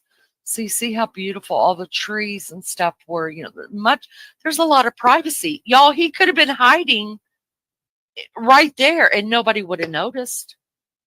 Nobody would have noticed. Nobody would have cared. You know what I mean? It was dark outside. He could have very well been unnoticed. So we know he left through here. He would have had to go up here, which is a little incline. And up there is the back where people parked and where it is believed that the perpetrator parked. All right. So there's the kitchen. Now this arrow right here is showing you the intrude. It's a confirmed intruder's path of travel to exit. It's confirmed. It's in the PCA. He left right here. This is why I say this is the proof that I have that makes me know for sure that he killed Kaylee and Maddie first upstairs, up these stairs, which is 2 flights up here, and then we're going to go upstairs up here. Okay. He came from this direction over here, right? Let me turn it around for you. This is a 4-inch step, so it's a step up, step down. All right, let's look at this is the roommates pretending in their TikTok video. So we know that you have to step up here, right? We know by Dylan Morton's DM's interview with the police that he came from this direction, turned and went this way and straight out. Because Dylan Mortensen's room is right here, y'all.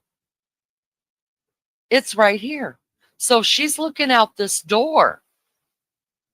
She could see, which I'll show you. I'll stand right there. She could see that he's coming from this way, not from this way. She's watching him walk. So it's my belief, and she watched him leave. He didn't come back, you guys. The time frame, they've got the time frame down. According to Xana's TikTok, according to what just came out in court this week. They were in court this week, and Ann Taylor admitted that he was at around the house on this night, and it was admitted in court this week that Dylan Mortensen from this room, the eyewitness, was actually texting somebody. I didn't know that. So why? I can't tell you. I have no theory. Couldn't tell you, because that blew my theory right out of the water. I really thought this is a party house. She was drunk. I also know for sure that she did substances. She could have been high, drunk, whatever. So I thought, well, surely she locked the door and she passed out for a couple hours. It's not uncommon for young people to sleep in until 1, 2, 3 o'clock in the afternoon. That's been up all night partying, guys. Let's quit acting like it is. So in my head, I was thinking, I'm not bothered. She went in there, she passed out. Now I'm bothered because they admitted in court that Dylan Mortensen was actually texting people after he leaves the house. So now I'm wondering, not to the point of that she was involved, because believe you me, there's been many people on this platform and everywhere else that have said they believe Dylan Mortensen set him up to be killed over drugs. I do not believe that. But for whatever reason. Now I've been in the PCA, it says that she stood in that door. She watched him come towards her. She watched him go towards the kitchen and out the door, and that she stood there frozen, shocked. You guys, that happens to me. When I get petrified, scared, I freeze. I freeze. I don't know if I'm breathing, but it doesn't take me 8 hours to come out of it. Eventually it clicks in and I'm in action. But if I get scared, like I have seen an intruder come in through my door when I was a kid, I stood there, I froze, I couldn't breathe. In a few seconds, I came to and started screaming my head off. It was my freaking sister coming through the bedroom door, through the bedroom window, because she didn't want my mom to know that she forgot something. It was terrible. And then there was another time it happened to me, where a guy was, we were selling our house, and our realtor failed to tell us that an appraiser was coming to take pictures, and I had my oldest grandbaby, and we were laying in the bed, and I had already fallen asleep, and she's sitting up watching her little cartoons. She wakes up, she says, Mammy. I said, what, baby? I didn't have my eyes open. She's like, there's a man. Y'all, I didn't have any clothes on. None. I was laid in the bed with the blankets pulled up. My grandbaby, who was 3, was sitting there on the bed, coloring and watching TV. And she said, there's a man. I opened my eyes. I'll be fucked. There was a man standing right there staring at me. I didn't know who he was. I froze. And then boom, it came. There's a man. There's my grandbaby. I'm fixing, you know what I mean? And I was coming out, and he's like, whoa, whoa, whoa, whoa. And I'm like, whoa, hell. And then anyways, that's that. So I know what that shocked feeling feels like that she's talking about. But I've never known anybody to be in a shocked phase for 8 hours. I got nothing, guys. I'm willing to listen to any theories on it. All right, so we know this is up. We know this is the way that he came, and she watched him walk. She watched him turn. I don't think he was coming in her door. I think, honestly, if he saw her, that's why I do believe all this right here was dark. Unless he was just so much adrenaline, he was just trying to get the fuck away. I don't believe he realized somebody was standing right here watching him, and I don't think she had the door all the way up, and I think she was peeking. That he would have killed her. And she watched him just make the beeline out. This right here is the latent shoe print. that is the approximate position of the location that it was found. It says from the affidavit on page 5, the PAC, you guys. During the process of the crime, investigators found a latent shoe print. This was located during the second processing. So remember, they've been in and out of this house many times. The second processing of the crime scene by the ISP forensic team by first using a presumptive blood test and then amnio black, a protein stain that detects the presence of cellular material. The detected shoe print showed a diamond-shaped pattern similar to those patterns of van-type shoes and soles. I wear Vans all the time. I could tell you that right there is a van.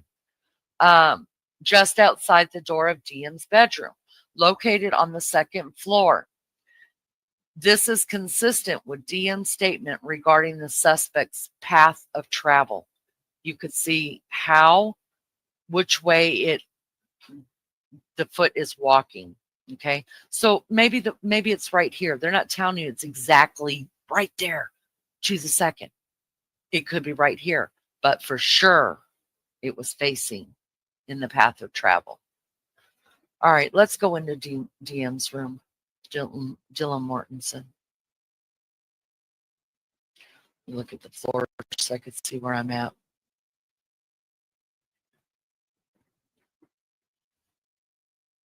Again, this room actually is pretty large. From what I remember, somebody saying it wasn't verified. Her bed was either out like this or like this. Remember, right above her room is Kaylee's old room where Murphy the dog was.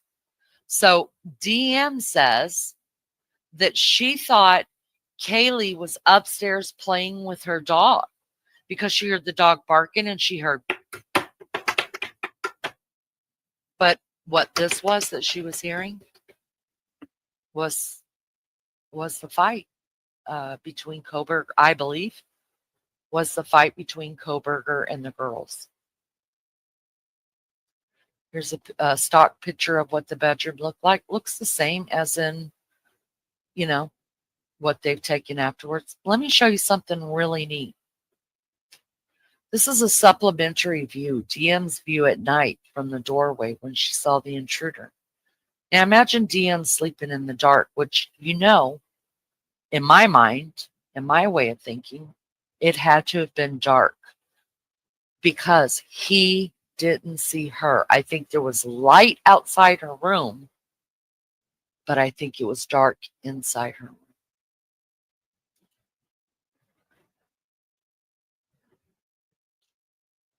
So I think this door was just cracked open like this. I think it was dark in here. This is inside her room. She's looking out. There's where the latent shoe print would be. So somewhere right in here, this was at, which means that somewhere right here, that man was standing. He was standing right here.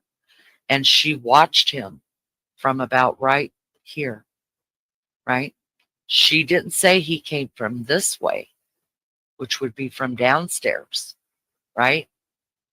He came from this. She saw him walking from this way. She knows he did not go up the stairs. She would have heard him go up the stairs. She heard the door shut. So I think this is kind of accurate. No matter what lights were on in here. Also, let me remind you guys. Do you remember when it came out that Bryan Kohberger has tunnel vision? He talked about it do you remember when he was in school and he was doing all those anonymous things on Reddit or some message board thing that was talking about deaths and murdering and how you felt and what you felt like when you murdered somebody, what you felt like afterwards, what led up to all those things, right? He talked about his own mental health in those as well. And he talked about seeing tunnel vision. That when he gets stressed out, he has tunnel vision. If you don't know what tunnel vision is, look it up. It's exactly what it sounds like it is. He also talked about seeing, I forget what you call it, a fuzzy screen. That's my own words, but I'll have to find it. I forget what you call it, but it's like he hears this in his head. Shh. I hear that in my head right before I'm going to pass out. Like white noise. White noise, yes, that's what he hears, but he calls it something else. It's fog brain or something like that he deals with. And what it is, he was diagnosed with the disassociated. It's snowy something. Yeah, right. Snow It's a vision or something. snow vision or something like that. Yes. Yeah. So what I hear is what he sees, and he was diagnosed younger as a disassociation. So when that snowy tunnel vision kind of stuff happens to him, he's disassociated with reality. Does that make sense? So by the time he's in this place, if he was in his right mind, maybe not so much adrenaline, maybe he was having his disassociative stuff going on. Maybe he was having his tunnel vision. Maybe he was having his snow brain. Maybe that's why he didn't see her standing there, because he was getting the hell out. Curious to what you think about that. So that is exactly why I believe the girls should have been killed first. Dylan heard the dog barking, boom, boom, boom. Listen, you could put my dogs in another room. If I'm in the room next to them or down the hallway or even outside, my dogs are barking. They want me. And not only do they want me, they don't like people around. Newt is very, very protective of me and the women in his life, Cheyenne and little girl. So let's turn back on the lights as soon as I can find it. Let me walk back over here. There it is. All right. So we've got the night light going back on. This is another picture. Look how beautiful, you guys. See how they've got these little barriers to keep bricks so that the all of this grass and soot and not soot, but dirt and stuff doesn't fall down. Retainer wall. So anyways, he had to walk up this retainer wall back here, and that's where whoever he is, he parked the car. All right. So this is Dylan's room. Closet, all that. Let's go on and get out of here. I hope this is helpful. I hope this is making sense to you guys. And helping you understand the layout more and all that. All right, so this is how now we're getting to the upstairs, the end of this. I believe the perp came in the store. Now let me explain something to you guys. People ask all the time, didn't these kids lock their doors? What's wrong with them? Y'all, they ain't locking their doors. They're not locking their doors now. And here's why I know. Because my kid goes to college. And I remember this happened. This happened in his freshman year of college. And I was like, he was living in the dorms on campus. And I called him out. You know, I talked to him about this a lot. And I was like, Boo, are you, please make sure your door's locked. He's like, Mom, nobody's coming in here. I was like, that's not the point. Can you just lock your freaking door? He said, well, the good news is that our dorms lock. They have an automatic lock. So if you walk out the dorm room without your key, you're somebody else.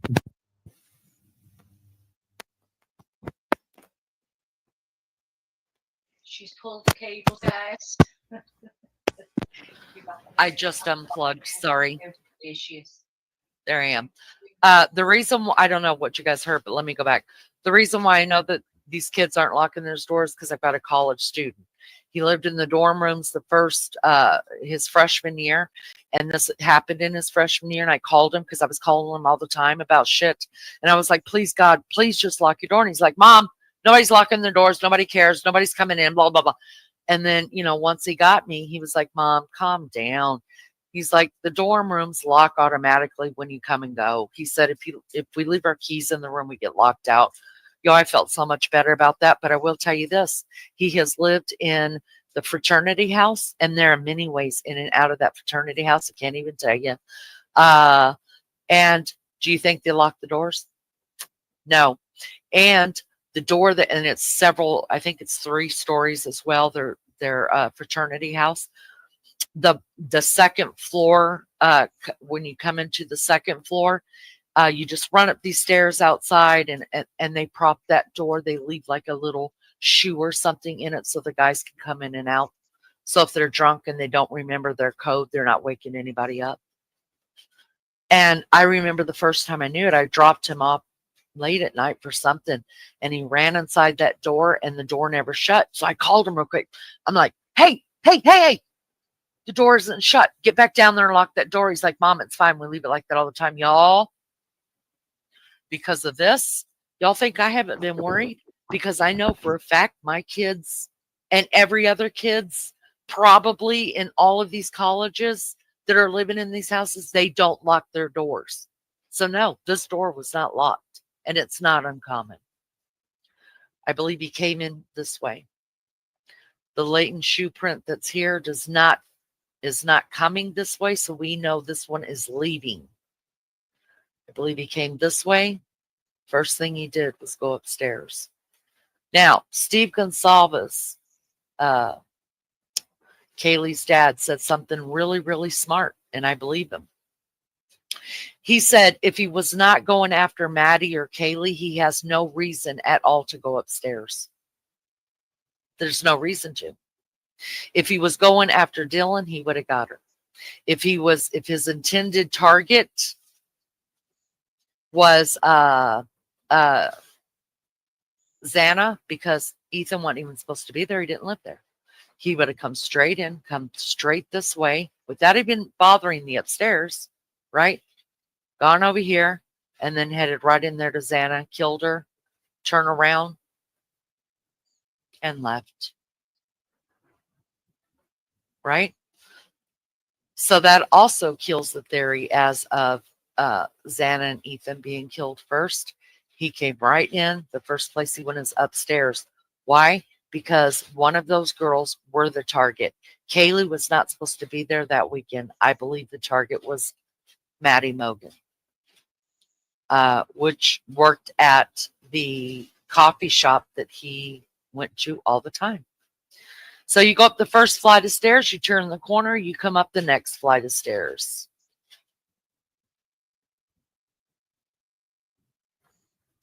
Now we're up here and you've got a choice. You could go right here into what used to be Kaylee's room. We don't know what furniture was in there. We don't know if anything was in that room. Kaylee was already moved out. Who knows? I don't know. Okay. All we know is this is where Murphy was at.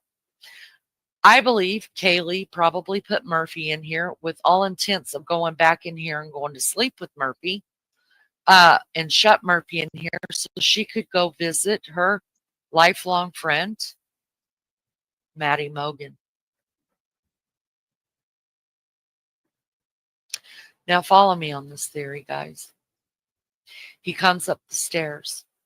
This door is shut. Okay, because we know the dog was in here. The dog would have been running all around and the dog would have had blood all over him. He did not. So he knows that maybe he peeked in. Maybe just peeked in. But Kaylee, again, like I said, wasn't supposed to be there. So maybe he peeked in and just saw that, the dog was in there by himself and he kept going. Or maybe he just went straight to Maddie's room. We don't know. From the affidavit on page 2, it says, I then followed Officer Smith upstairs to the 3rd floor of the residence. The 3rd floor consisted of 2 bedrooms and 1 bathroom. The bathroom was on the west side of the floor. Pardon me. Was later to be determined Kaylee Gonsalves's, hereafter Gonsalves's room. I later learned from the review of the Officer Noon's body camera, there was a dog. So see, they're wearing body cams that we have not been able to get with yet, right? We're going to be able to see those because they will just bleep out the bodies. I think we're going to be able to see them. I later learned the review of the Officer Noon's body camera. There was a dog in the room when Moscow police officers initially responded. The dog belongs to Gonzalez and her ex-boyfriend, Jack Dewar. I found out from my interview with Jack Dewar on November the 13th, which is the next day, that he and Goncalves shared the dog. Jack Dewar was his name. For some reason, I was thinking it was Adam. Adam is the guy that owns the pub that they were with. A lot of people believed it was Jack Dewar, her ex-boyfriend, because remember, as I said, Kaylee had gotten a job down in Dallas, Texas. She bought her a new car, and she was graduating early in December, and she was going, you guys. So a lot of people said it was her ex-boyfriend, and he killed her over the fact that she was taking Murphy, the dog, with them. Give me a break. All right. Murphy, the dog, was in this room during the murders. So this, now you could go in and out. These are doors to the balcony. And it is said that I showed you guys last night that there was a ladder leaned up against the wall, and some people said, oh no, he didn't come through the kitchen. He used a ladder to climb up. Y'all, why would he do that? So the surviving roommate said the ladder was there. People that they interviewed, they said the ladder's always been there. Y'all, he didn't come through these doors. He didn't come, even though they're not locked.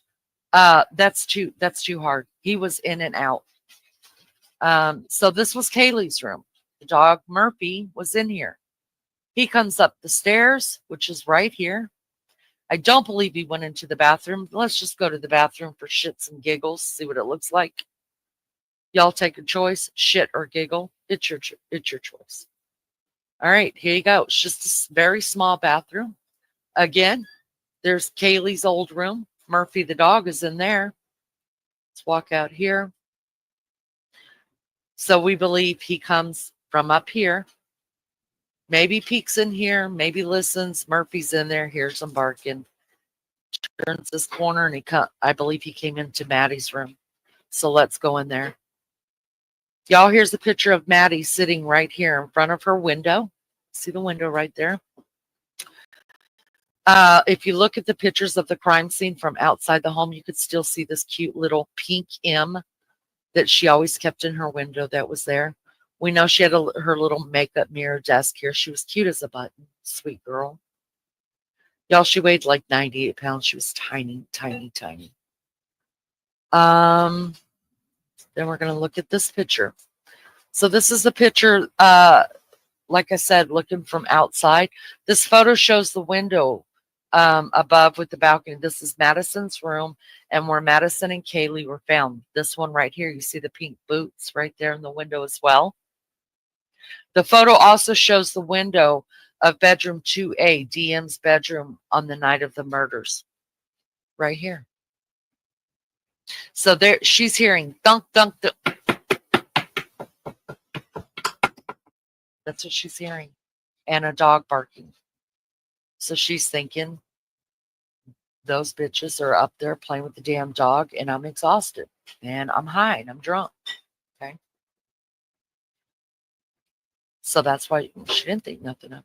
I mean, look at Maddie, you guys. See her little pink boots in the window? You could see those from outside the house. Crime scene photos. She was just adorable, living her best life. Best friends with Kaylee since they were 6 years old. She had a really bad home life. Her mother was in and out of prison for drugs. She was basically, you know, the Goncalves family. I wouldn't say they raised her, but they helped raise her. She was just one of their bonus kids, like some of us have, right? So that's a picture of her standing there. I'll come over here. So I want to show you guys this. So we're at the closet. Let's turn around. Look out this way. You guys, this room is one of the smallest rooms in the house. It is completely tiny. This is the tiniest room. So let's imagine, okay? And this room looks bigger than what it really is, but it's not. The bed was this way. We seen that by the picture. I can bring the picture up again. So the bed was here. It was a double or a queen size bed, and it came here. Headboard was up here, pushed up against this wall. Kaylee was laying on this side. Maddie was on this side. Underneath Maddie's body is where or kind of underneath, you could still see it, the knife sheath. Okay. In the PCA, the police officer that's talking through the PCA, you guys, he just stood right here in this doorway, didn't even walk in, but he looked over at the girls and he could see the knife sheath. So it was half under her body. Now let's walk back over here because I want to look at the view from this way. Let's turn around.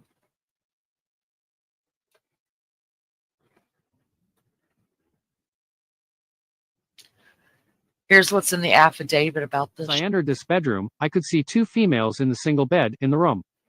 Both Goncalves and Mogan were deceased with visible stab wounds.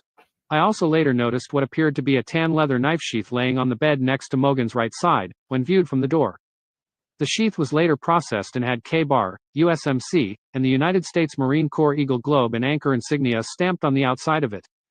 The Idaho State Lab later located a single source of male DNA, left on the button snap of the knife sheath. Right. Now, if you notice in the affidavit, and this was a big thing of contention with everybody, like it matters. In the affidavit, it says two bodies were laying in a single bed. So everybody was like, well, is he talking about a single, meaning a twin bed, or is he talking about one bed? Doesn't matter. It don't matter. Nobody cares. They were in the same bed. Her parents, Kaylee Goncalves' parents, say Kaylee was laying right here and she was pinned. Here's what else you're going to find out that I just found out. This is something new to me. They believe Kaylee was fighting with him, right? And Kaylee got it really, really bad. Kaylee was found up in this corner or along this wall. She was kind of sitting up, hunched over. I thought she was just laying down. She wasn't. She was kind of slumped over, sitting in a sitting position, which is very, very sad. You guys, this is it. This is a conjectural layout, so this is just kind of what they're thinking the way it was by shape of the room. The only way that a bed, a nightstand, which we saw in the picture, and I'm going to show you again, there was a bed, a nightstand, and her little makeup place.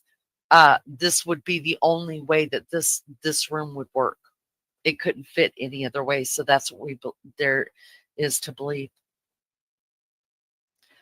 So right here, this is Kaylee was somewhere like right in here, either sitting up this way or sitting up this way. I think it was this way, kind of just slumped over. This right here is where Maddie was at. Right there. All right, so let's get rid of this. Now, Madison and Kaylee were both found in bed in this bedroom. The knife sheath was found. Here we go.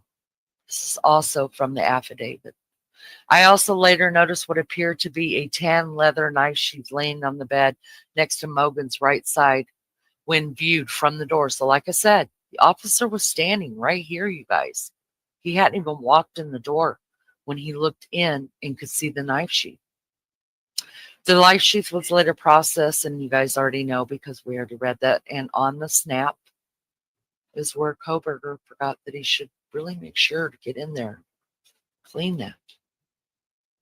I want to bring up one more time these pictures, you guys, because I want to show you. So her little nightstand here, the bed here, so we know for sure that's the way that it worked, right? And let's bring up this picture right over here. And her little table and her little chair. So does that make sense? It's the only way the room would work, you guys. I believe after he did that, so now I'm going to retrace what I believe to be the killer steps. I believe he came in here and he murdered, Kaylee woke up and he either murdered her first and then Maddie, who I believe was told. All right, y'all. I don't think we have to go back and retrace it. I think we pretty much will know what I believe to be the case. I'm gonna open up. I'm gonna open up panel for anybody that wants to come up and talk about it. So there, we've gone through this part twice of the house. How I believe the killer came in and out of the house using the PCA. Now we do know that a lot of, people say there's so many inconsistencies. Even MJD says that right there. I don't necessarily believe that there's so many inconsistencies in the PCA as to what everybody has taken from the PCA. I think people interpret things differently. We could all be sitting in a let's just say we could all be sitting in a in the same meeting, in the very same meeting. And we're hearing the speaker all talk the same words we're hearing. They're speaking our language. We hear the same speech, but all five of us got something different out of it. And I think that's part of this. And second of all, I think that we're learning very quickly. There's so much redacted. And we're gonna realize tomorrow. That's why I'm telling you guys, tomorrow is the day. Be here or be square, because I'm gonna prove to you tomorrow just how redacted even more stuff is that came to me. So yeah, there's so much redacted, but what people are doing is not, we don't, sometimes you can't see where the redactions are. Like when they first put out the text messages between DM and BF, we were reading it and we're all just sitting there going, wait, this doesn't make sense. Something's redacted, right? None of this is making sense. Some people can't do that. Some people read it word for word and they think that's exactly what happened. And then another motion comes out of the courts and you see, oh, this part was redacted. That's why that didn't make sense. Y'all, there's so much redaction going on here. So much. But I want to point out this wall. Let me get over here so you can see my cursor. This is the part of the wall, you guys, right here that is taken out according to that picture that we looked at. So, and then we know the bed is over here. So the foot of the bed is over here. Did she kick the shit out of him and he implanted this wall? Did he fall over? Did one of them fall over? Maybe, I don't know, a handprint left on this wall. I just don't think they would have needed that much wall if it was only a handprint. I think it was a butt print, part of a body print, all of a body print, a head, something. And I think he actually threw her. I think she came off that bed, but he threw her back on. And I think she was trying to get the hell out of this room, fighting him off and get the hell out of this room. And I think that's why this wall got damaged. I think that's why part of this wall is gone and he threw her back on the wall. And I just can't see that that's the only piece of the wall missing. Hopefully there's a piece of the wall missing where her body was laid up against the side wall. And maybe there's a handprint of him bracing himself using the K-bar.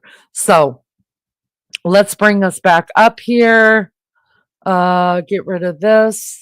Let's see. And Do you want then me to put them couple of pictures up, Lee? Yes, please do that while I'm working on this, honey. Let's look at that. Hello, PCT. Thank you for coming in. I appreciate you so much. AZ says, see, this is what I'm just, so is this Dylan's room? This is Or Xana's is room. this, oh, it is Xana's room because of where Yeah. the closet is now. I see it. That's the other one. Here's what I want to point out. Now, if you go back to the other picture, AZ, give me just AZ says, could have been both underneath before the coroner rolled the body and next to it after. Yeah, it could have been. Now the coroner would not have touched the body until all the pictures were taken. So maybe the coroner said that the knife sheath was found under the body just because she wasn't there with the investigating ones going on. She didn't come for hours later. So she didn't touch the body until all of the pictures were taken and stuff like that. So that's why we need to use the account of the officer that saw them, because the coroner did not come in until later. Now, I'm glad you showed this picture, Maggie, because where that girl is standing, that is Xana's door going out into the hallway into where the bathroom is, and you could look straight down that way and see the staircase, right? So we would see her feet somewhere right there facing out that down that hallway, and then her head close to the wall. If that is the actual rug that was there. Apparently, it says before it took the picture, it's exactly the beds and the rug. That Okay. was, yeah. So here's my point with all of that. Xana was wearing all black, and we know that from the pictures, and we know that from the text messages. That rug right there is black. Xana was laying on her stomach. I believe, and from down the hallway, it's quite possible you wouldn't have seen any blood. First of all, that carpet's going to take up a whole lot of it. It's going to soak up a lot of it. Her clothing is going to soak it up, and because it's a dark color, there you have it.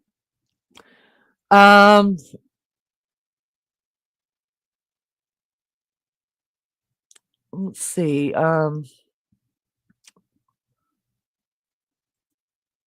Matt Payne arrived approximately the same time if memory serves, 4:30 to 5 p.m. Good point. Thank you so much for being here. I appreciate that. So I think that's something we've got to consider with why maybe when Dylan saw, and it wasn't just Dylan that saw, but saw the body laying down there, why they didn't see the bloodbath. That people are saying, that the coroner saw all of that, that this was the worst bloodbath ever. They didn't say the bloodbath was all over the walls and all over the floors and this and that. It could have been all over the bed too, and I believe a lot of it was. Can't see it But there. so that's Dylan, and I don't know who the other girl is. Was she an ex-roommate? Because remember, there was another roommate that was living down on the first floor that they used for storage, that had just moved out a couple months prior. So I don't know when these pictures were taken from Xana's room. But this could have been a previous roommate as well. So I'm just saying, we don't know what kind of carpet was on the floor. If that was the carpet, if it was a dark carpet or whatever, then That's right. that could be very well why there was no blood seen down the hallway. Is she taking that photo in the mirror? Go back to the other picture, Maddie, please. Yes. Well, yeah, so this looks like a mirror on that vanity, maybe. Surely there would have to be a mirror on it. Don't know. I think that's a standing up, a big one, that isn't it? Oh, That, standing that up, looks big like one. a tall, yeah, it's like a tall mirror standing up Mm, against a wall. a wall. Uh-huh. Because you can Oh see yeah, the so that would have little to be leather. like a it would have to be like a full length corner mirror because you could see uh the room's corners, like, you know what I mean? It's not straight on a wall somewhere. So it was probably propped up in that but like I said, this may not have even been Xana's room at the time. Who knows? They all took Mm. pictures in each other's room. Were the floors wood? Yes. Yes, they were. They were. All right, So let's there's a drop. chair Oh, there. sorry. I think that's Santa sitting in the chair there. That's then Oh, that's I can you mean, it see the could have leg? been. Mm-hmm. So I think it's there. So is the bed here? Well, Like up the here? bed would be on the other side of Dylan. Dylan is in the Yeah, brown pants. yeah. Hmm. Mm. Maybe that mirror was on this wall here. Mary Jane says, "Oh, I see little rugs, space rugs, or whatever they're called." Yes. Hmm. Lizzo says, but Hunter would definitely have seen the blood when he went in and saw them both, yet never reported it in a 911 call. He knew they were I dead think when they. Liz, he was stopping the girls. He didn't want them to know. I think that's why he was just saying, yeah, they're unconscious because they were terrified as it was. Because if it had been me and I seen that, I'd have probably done the same. Wouldn't have said anything about them being dead, blood everywhere or whatever. Because I knew the cops are going to come and see it anyway. That trying to hold off as much as he could of telling them the truth. I agree. All I'm going to say to that is, please come tomorrow. I think things are gonna look a little bit different after tomorrow, Oh, and that is the only. That is the last clue I'm giving you. Please come tomorrow, and I think things are gonna look different because they look different for me now. I heard Um, today something about, now it could be wrong, it was a quick thing, I don't even know where I heard it, saying that he came up the stairs, the lad that came up the stairs, we went in the kitchen, got a knife, and walked into the room and said, okay, it's me, what's going on? And something about Ethan, I have was he alive? I'll have to look that up. Send that to me, Yeah, have Maggie, a if you look. can find it again. I'll have to have a look because I don't know, I think I had to go out and that's why I never got to read it, but I will definitely look that up. I'll look it up now as you're talking. I'll go on mute. No, send that to me tonight, but I don't want to. We Okay. could show it tomorrow. Oh no, not on here. To send to you, I mean. Oh, okay. All right. I dropped the link. If anybody wants to come up, please come up, have a discussion with us. Tell me what you think as far as the layout of the house, any concerns you have, any thoughts you have on that. Maybe you have a different thought than I have. Maybe you have a better understanding than what I have. But you're welcome to take the link if you choose to talk about the Kohberger case with us. And Maggie and I would appreciate it so much. While I wait on that to see if let me just make sure that I covered all of the different thoughts that I had on why we would take the wall out. Makes me just wonder if, I mean, surely they had to take out pieces of the wall where the blood dripped.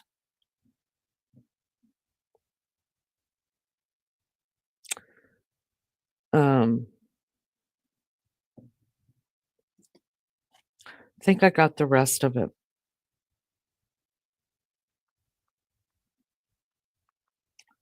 I think I did. Let's see.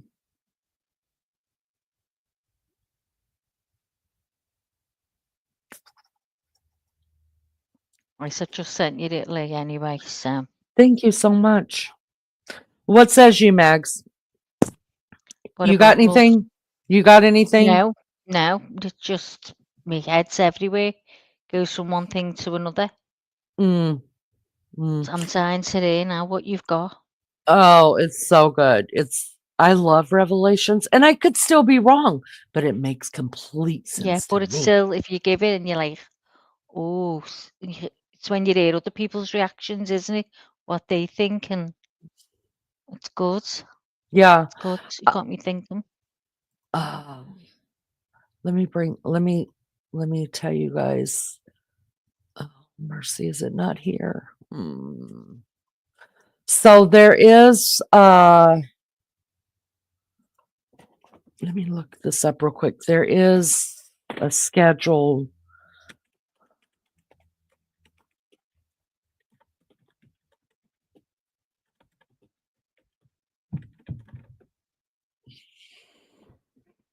Mm.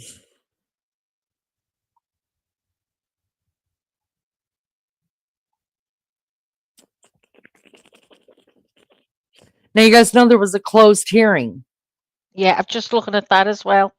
It gives you the reason now. Can you go ahead and tell us about that, Max? Okay, it's hold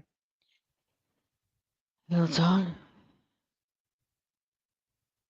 Bear with me, Liv, just gone past it. You're okay. You're okay.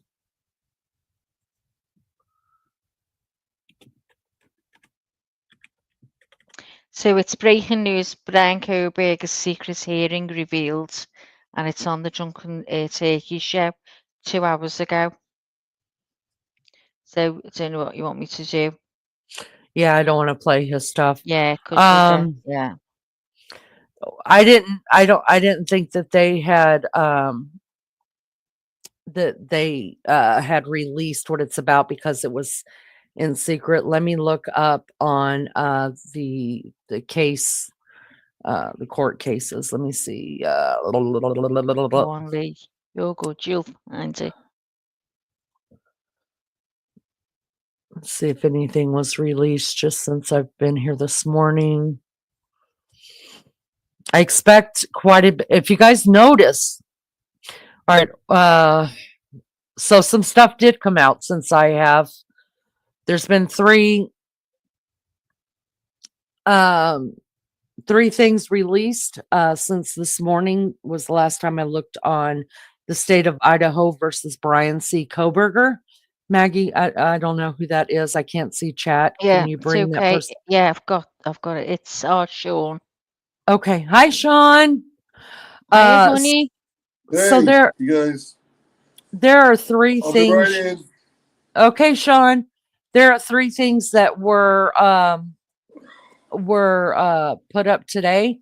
An order striking improperly filed records request, an order on state's motion for 18-206 examination and extension of deadlines, and then an order re defendants family members in the courtroom. So they have released three new documents today. I don't I've know if got you guys. one up here. Okay, go ahead, Max. It says Kohberger's family allow for full trial. Idaho faces Kohberger. Judge Hippler's order. Kohberger's family excluded from witness exclusion. Do you want me to send that to you as well? No, because I could pull it up right here. I'm just It's a trying to. video. It's on YouTube, so it's a video. Oh, you could. How long is it? I don't know. It was only put on 56 minutes ago. Oh, 10:59. It's 10 minutes 59 seconds. Mm-hmm. Who's it from? Jules with True Crime Reactions. Oh, Jules. No, I don't want to play it. Jules, no. Okay. So here, I can read it right here.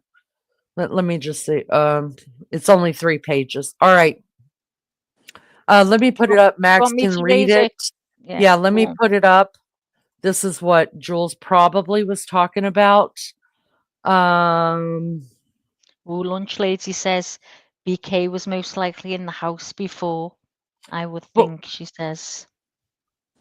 You know, I used to think that maybe he went to the house or been in the house before, but I just think he would have been so out of place that I just don't see it happening unless people just weren't home at the time. But we do know that he cased that house at least 26 times before the murders. All right, Maggie, can you see that love bug? Yeah, give me a minute and I'll just see. I could. Yeah, Is that better? yeah, it's okay. So, in its order on motion in Limine, the family members in courtroom, April 16, 25, the court ordered the state to submit for an ex parte in a comparative review a list of defendants' immediate family members it intends to call on trial. The purpose for calling each of them, whether they can be called early in the case, and why exclusion from the courtroom prior to providing testimony is necessary. The state timely complied with the directive. Having considered the state's response, the court, exercising its discretion, finds good cause to excuse defendants' immediate family, parents, and siblings from the anticipated exclusion order that will be entered under IRE 615 prior to trial. The United States Supreme Court has recognized that the right to a public trial afforded by the Sixth Amendment entitles a criminal defendant at the very least to have his friends, relatives, and counsel present, no matter with what offence he may be charged. Inri Oliver 33.3 US 257272 1948. Courts recognise that having a defendant's family members present at a trial advances the values served by the right to a public trial, i.e., ensuring fair proceedings, reminding the prosecutor and judge of their grave responsibilities, discouraging perjury, and encouraging witnesses to come forward. United States versus Rivera, and it gives big numbers. Like other constitutional rights, a defendant's right to a public trial is not absolute. United States versus Yazzie, 2014, the right to an open trial may give way.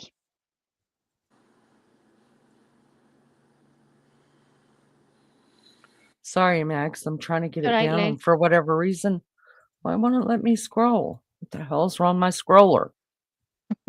Have you got to click on the next piece of paper on the left? Oh, I tried, but it's because I've had it all wonky. Okay, let me go. I was on the wrong one. Here we go. There we go.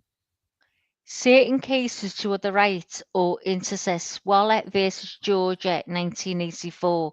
Here the court must balance defendant's rights to have its family members present at trial against the state's interest in excluding testifying witnesses from the trial under IRA 615. The purpose of exclusion of witnesses under IRA 615 is to reduce the possibility of a witness shaping his testimony to conform with or to rebut prior testimony of others.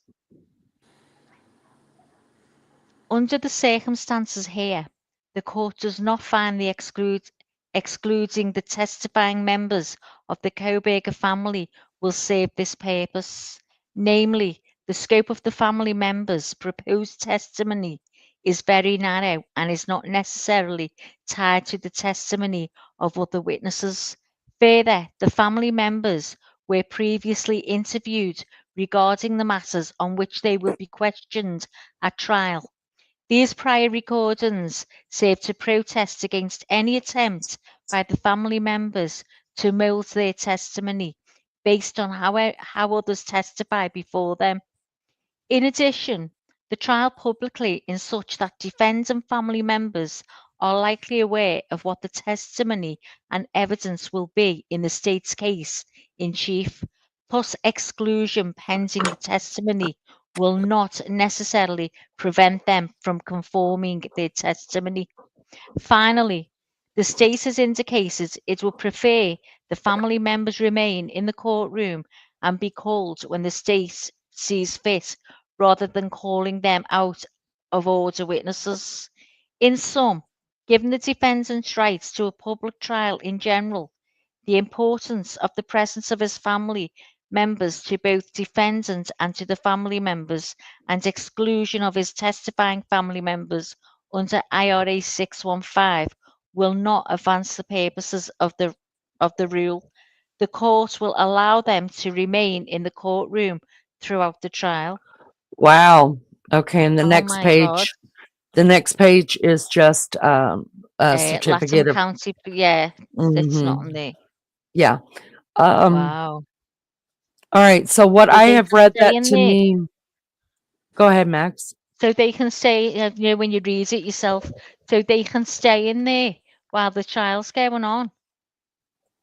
Yeah, which is I don't know. I've only testified in court one time, and I was not allowed in the courtroom until I was No, I didn't dismissed. think anyone could. But they've So already given their statements, haven't they? So they can't change them. yeah, They can't I well, but I think what it's saying, I'll go back and read it. You know how sometimes when you read it at first when we're doing this, we're just reading it, but we're not taking it in. grasping it, so I Yeah, have to really take it in. But I think what it's saying is that they're not testifying to the crime of yeah. murder or not murder, right? They're testifying as to what they already know the questions, they already know the line that that they're going to be questioned on, which is going to be how he was as a child and what challenges I guess the family faced together with him, not with him, you know what I mean? That kind of a thing. And Yeah. probably also what they saw after he came home for the holidays. But I'm going to have to reread that and make sure that's what it's saying. And if that's the case, I mean, they're saying that they could sit in there the whole time and they could be called to Well, the it's just on stand. the last bit there. If you want to put it up again, and I'll read it more slowly to just If see. somebody thinks that I'm getting this wrong, let me know. All right, let me Jeff put this said, one. it wouldn't surprise me if someone answered his research survey questions and said, whatever you do, don't come into direct contact with your victims, their homes, or their friends prior to the crime. That's true. You know what is That's so weird about that, because everything was taken down pretty quick, like within probably 8-9 hours, you know, of Yeah. having him when he was arrested, right? I haven't MJT seen. said, I think he meant, sorry, Lee. No, go ahead. No, Mary Jane Joe says, I think you meant you're only allowed in the courtroom when it was your turn to testify. Right. I think So it said throughout. I think it's said throughout too. Now, everywhere I've known at, they call you from outside the courtroom. You come in, you testify. They ask the judge, are you Yeah. finished with this person? Yep. Can they be excused? If they are excused, they're welcome to either stay in the courtroom or leave the courtroom after that. If they say, no, judge, he's not excused yet, we may call them back, they have to leave the courtroom again. So as we're reading the way that I heard it read, saying that they could just be called from to the stand from the courtroom. So let's just read that again, because it says it is so ordered and it is So signed it's only at by. the bottom. Yeah. Let me see So who it is signed by. is it Hitler? I also agree with leaning on the process because you have to. Oh no. If Yeah, they don't Hitler. dismiss you from the case, you It's have to Hitler. stay there. Whether you stay in a separate room, Right. because of the character being charged with the crime can use intimidation to intimidate the witness. Yeah, and they don't want you to hear other testimony that will change your own. Yeah, exactly. This This this is is right near the end. yeah, So this is a court order, you guys. Mm. The judge has already signed off on it, so this is what they are going to allow. Go ahead, Max. finally, the state has indicated. Oop, that's Sorry, I'm trying it's to get it okay. bigger. No, it's fine. Okay. Finally, the state has indicated it will prefer that the family members remain in the courtroom and be called when the state sees fit, rather than calling them as out of order witnesses. In Ah, some, given the defendant's right to a public trial in general, and the importance of the presence of his family members to both defendant and the family members, and exclusion of his testifying family members under IRE 615 will not advance the purposes of the rule. The court will allow them to remain in the courtroom throughout the trial. yeah. And I've Yeah. never heard of that happening. I So haven't maybe No, either. I would agree with that because my island has been used as a witness protection program. Oh, really? Oh, we got to get into that. What was that? Sean. What was that? He said his island has been used for a witness protection program. Sean, I'm going to set up a live with you and we're going to talk about that because that's just more information you just gave us. So yes, what this is saying is, because remember the judge told him, and this was live court proceeding that we heard when they presented this in that 104 different things that they presented to the judge to rule on the last time they had open court. The defense did not want the family members staying in the courtroom before they were on the stand. Once they were dismissed by the state and the defense, then they could remain in the courtroom. But prior, they didn't want it.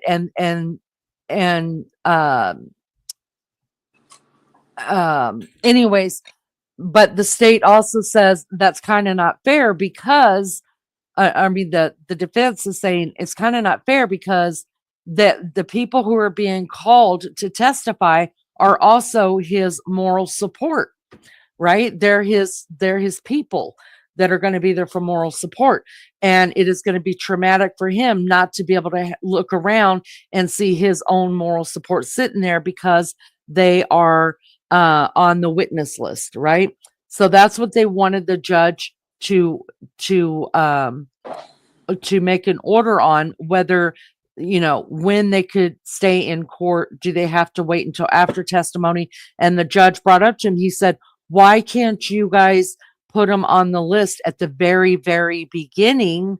And then that way they won't miss any of the court other than opening statements. And the prosecution said, because that would be out of the line of how we're calling our witnesses, right? Because they've got, basically, you're painting a picture, kind of like what we're doing here. So if they had switched the witnesses around, then the picture would have to be painted differently. So if they pulled Bryan Kohberger's family up for testimony prior to when they wanted to pull him up, when it would be relevant to the case, they would have to switch all of the witnesses and make it come in differently. And so that is what the judge said. That was fine. He didn't want to have them called out of order. They can just sit in there because their part of the testimony doesn't have to do with the immediate crime of murder. There you go. So, all right, let's see. I think that's that and that. I'm going to remove my comment there, guys, because I've spelt that wrong, and it's not a word you should use on here. So I'm trying to remove it, but I don't know how. Click on the three. Click on the click on the three dots. I'm trying to, but not. Oh, and then it should say delete comment. I've got it. Okay. There you go.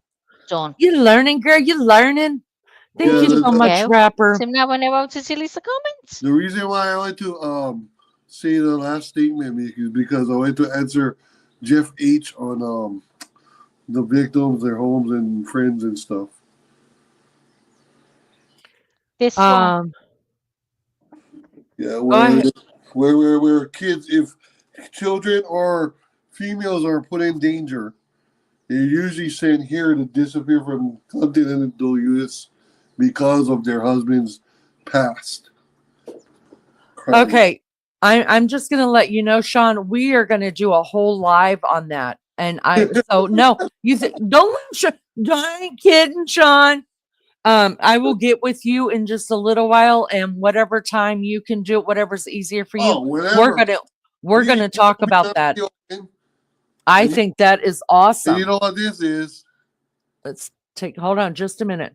That is oh gosh, I forget. My uncle's hook. Your uncle's what? I'm sorry. My uncle's hook. Hook. Yeah, the necklace he had on. Oh yeah.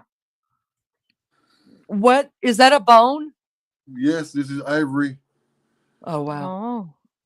So nice. Well, well, let me just go ahead and say that I think I'll go back over the other two motions that came out, two rulings. That's what it looks like to me that the judge has put out on one of the 104 motions. And we'll cover that. But I just want to remind you guys that tomorrow, I'm telling you, be here or be square. Tomorrow's going to be a big day. I want your opinion, and I'm super excited to do the research and come up with stuff to back up how I think about this now.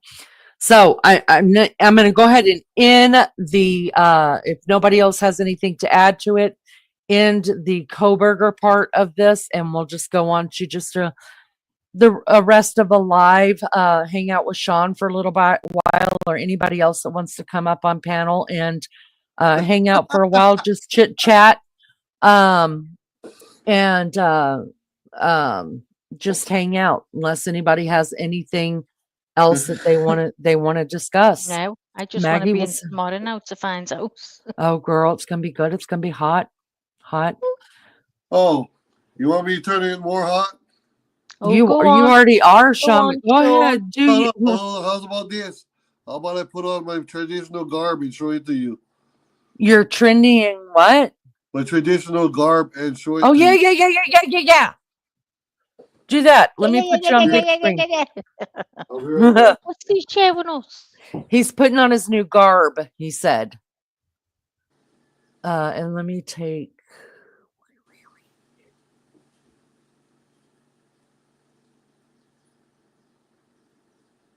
All right, there. Now we'll be able to see it all. I think he forgot to finish painting his wall. Yeah, maybe the trying colors. Rapper Sean is all the way from Hawaii. Yeah, Hawaii is rapper. Jeff says, it sure seems like they could just explain to the jury that the defendant has X number of family members intending to testify. If any of you were wondering why it appears he is lacking family support. Yeah. I think that so much that the defense has put in for the judge to make rulings on, it's been bullshit.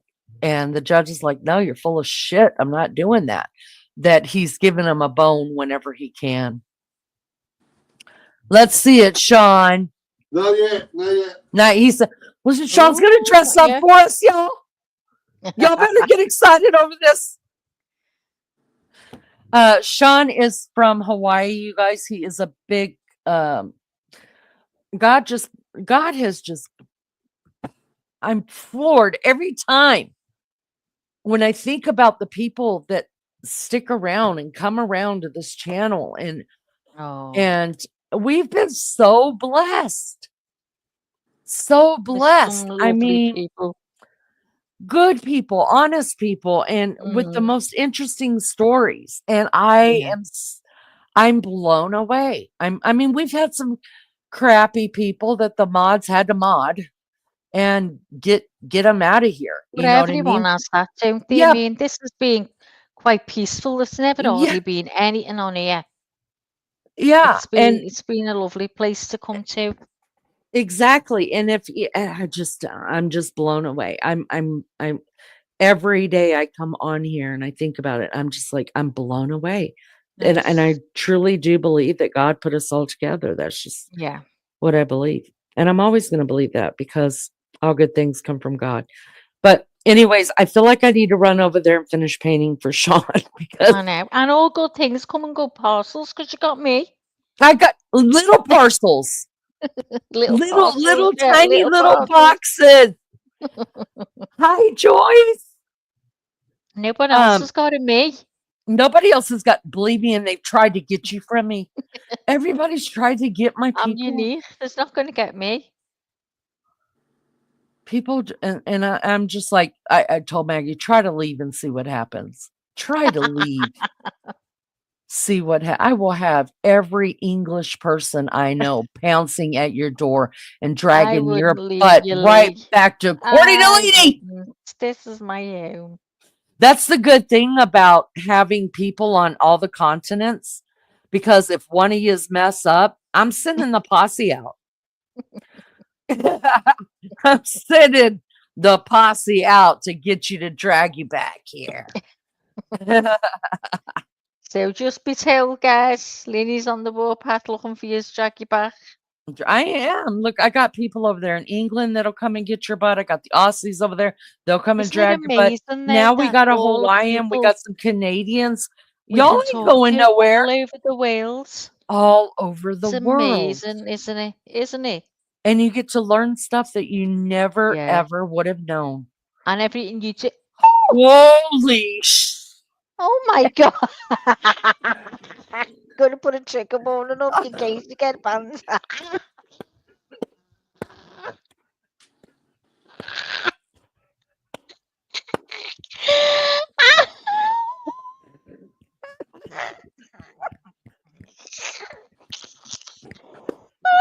Told you. Can I turn the I'm heat near up? choked. I'm near choked.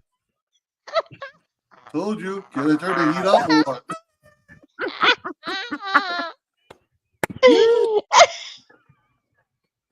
Woo, Sean! Oh, I told you guys I'm a traditional Hawaiian. Oh, Sean. I was not me either, Lizzo. I wasn't expecting anything like that. I thought he was going to put me. Hello. he was putting a shade or something on. Sean, you are the man. Like the man. That's why the flap have to be so long, because it hides what's behind. So would you do a dance with that on?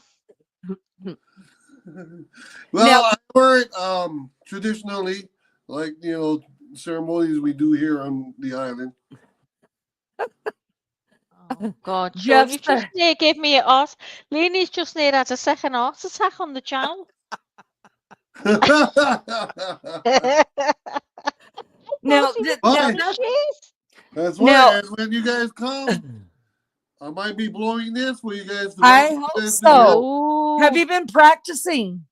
I've been doing this. Blow it, Sean. Blow it. I've been doing this all my life. Lunch lady said, "Aloha, Sean." How many? Who didn't expect that then? Put a one in the chat. Yeah, I didn't. I thought it was going to be some kind of Hawaiian shirt. Now, all kidding aside, as much as I love that, Sean, Yeah. that is a ceremonial dress, and we've asked you about it before. We've asked you about it, and in Hawaii, you actually, what's in different ceremonies, you will actually see that.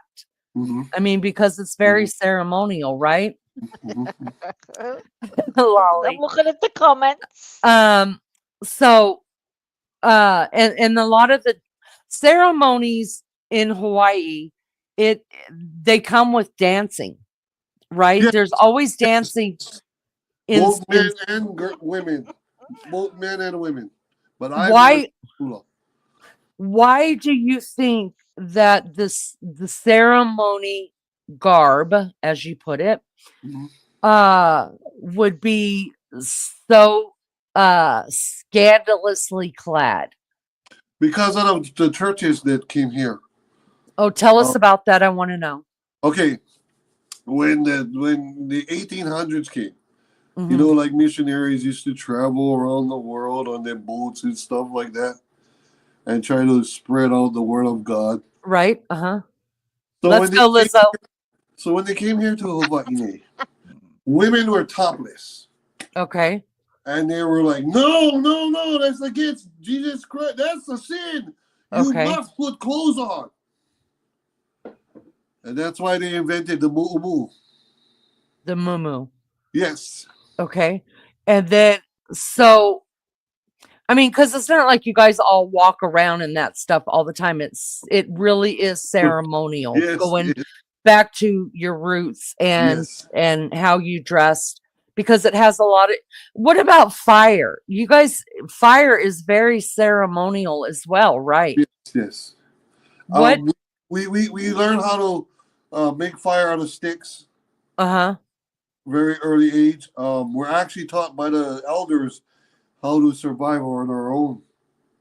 Okay. So does fire represent something in the ceremonies? Yes. It represents Pele. She's the creator of all the islands.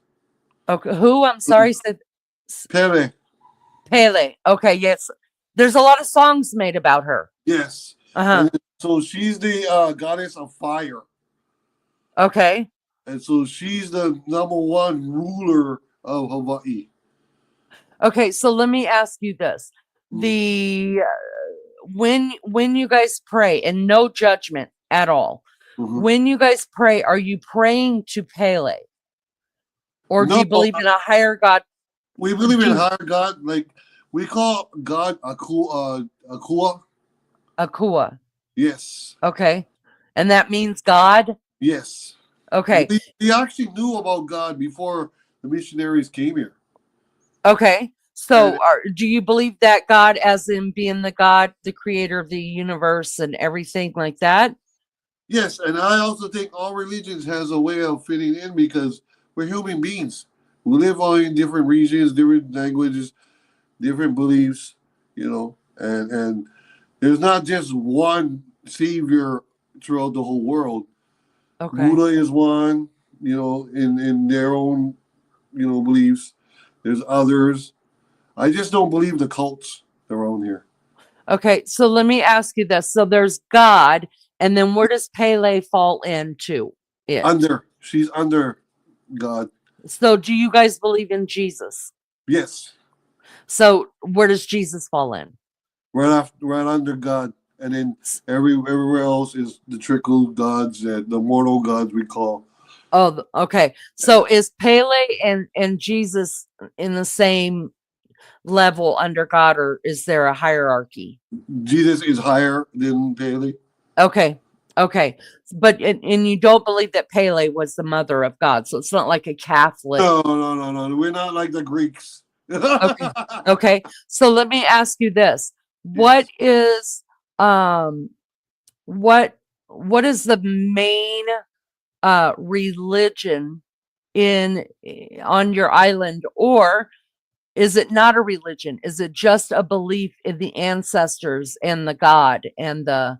Well, no, because we have multiple religions. We have Mormon churches, the Latter-day Saints here.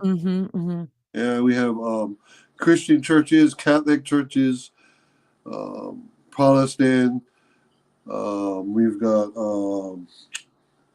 what you call just a lot of churches here, religious. Okay, so it's the same as everywhere. So let me ask you this: the people who go to the different, follow, like, say, the faith of Protestant, okay, do those people still go to the ceremonies and participate in the ceremonies? Because the ceremonies are very spiritual. Yes.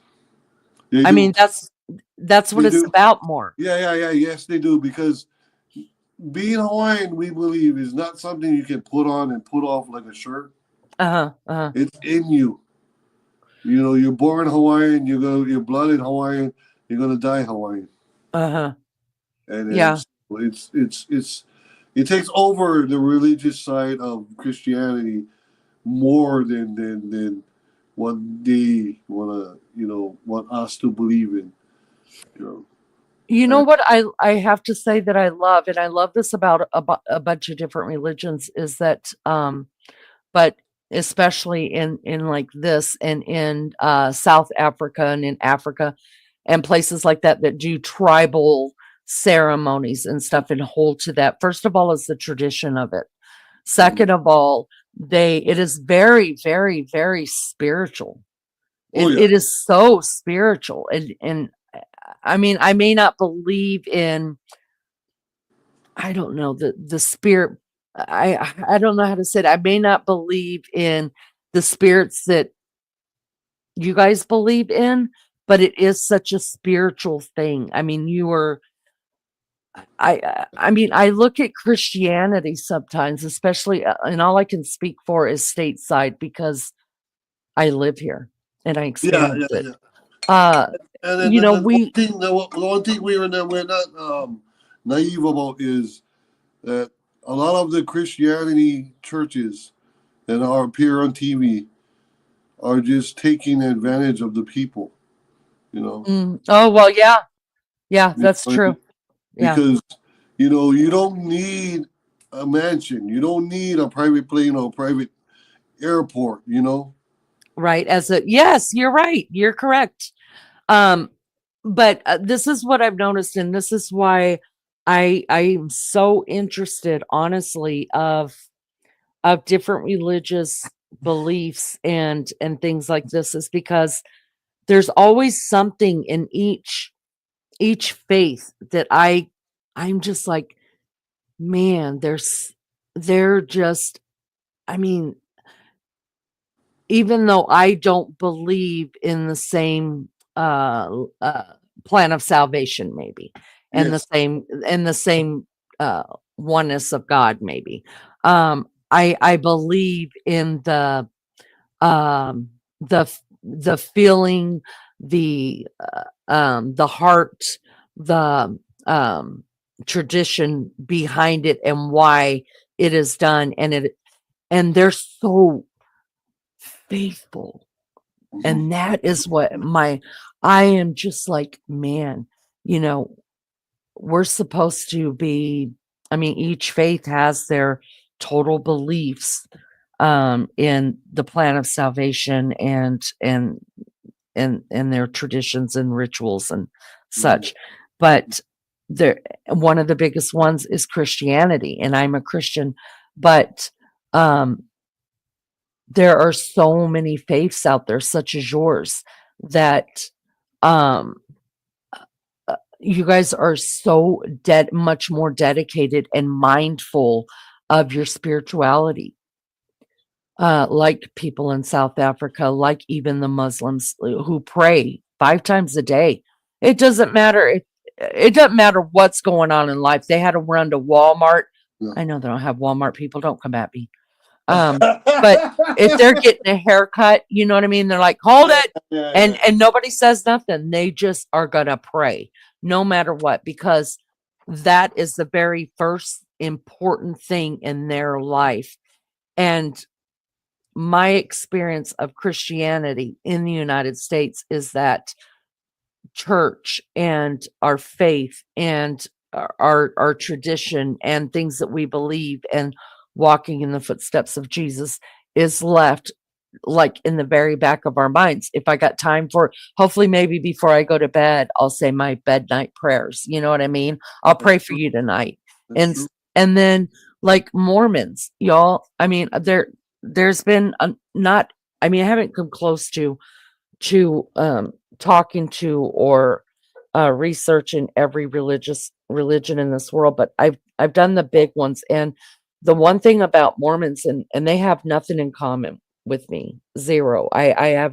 We have no beliefs that are even close to being, But the one thing that I absolutely hold so dear of their belief and their faith is the miscarriage of children, of babies, right? Yeah. They believe that a soul, and I believe this way too.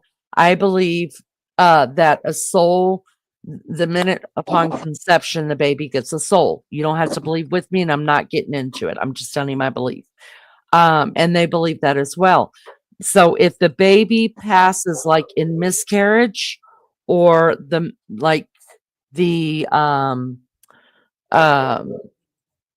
if the baby passes during a miscarriage, or like right after birth or whatever, that mother is highly favored, because all all that baby needed was to become human. That was it, because I believe we all have a purpose on the earth, right? To Yes. fulfill our purpose, and then once that purpose is done, then we're all appointed to die. And uh all that baby's purpose, the only purpose it needed to live everlasting life in heaven, was to have a human, become a human. And so those mothers are in the Mormon religion looked upon very sacredly, that they gave birth to a child that didn't have to live past a certain age. And I held on to that, because I don't know why at the time I held on to it, but I'm telling you, over 25 years later, my own daughter has miscarried at least, I can't even put a number on it. How many kids. It took her 10 years, and she had given up completely. And God bless her and her husband with the baby. And I was able to tell her that story. Now, whether it's true or not, I don't know, but it brought me comfort, and it brought her comfort. And I was like, you're blessed among mothers, because you were able to carry a child that only had to become human to to fulfill its destiny as a human. Do you see what I'm saying? Yeah. So it helped me through so much. So I always take stuff from people's faiths or religions or what, and I find something in them that is so endearing. And I'm sure, there's a lot of religions out there that say, oh, if you're not this, you're going to hell. And if you're not that kind of Christian, you're going to hell. If you're not this Baptist, you're going to hell. If you don't believe in this, you're going to hell. If you're not Catholic and talking to the priest about your sins, you're going to hell. That's not true. That's not true. I just don't believe that. No, it's not. And I believe that, yes, you have to have a faith in Jesus, and and there has to be a shedding of blood, which was Jesus, to make it to heaven. But I don't believe that just because someone's Catholic means they're going to hell, or someone's Pentecostal, they're going to hell. You know what I No, mean? no. But that's just me. But I find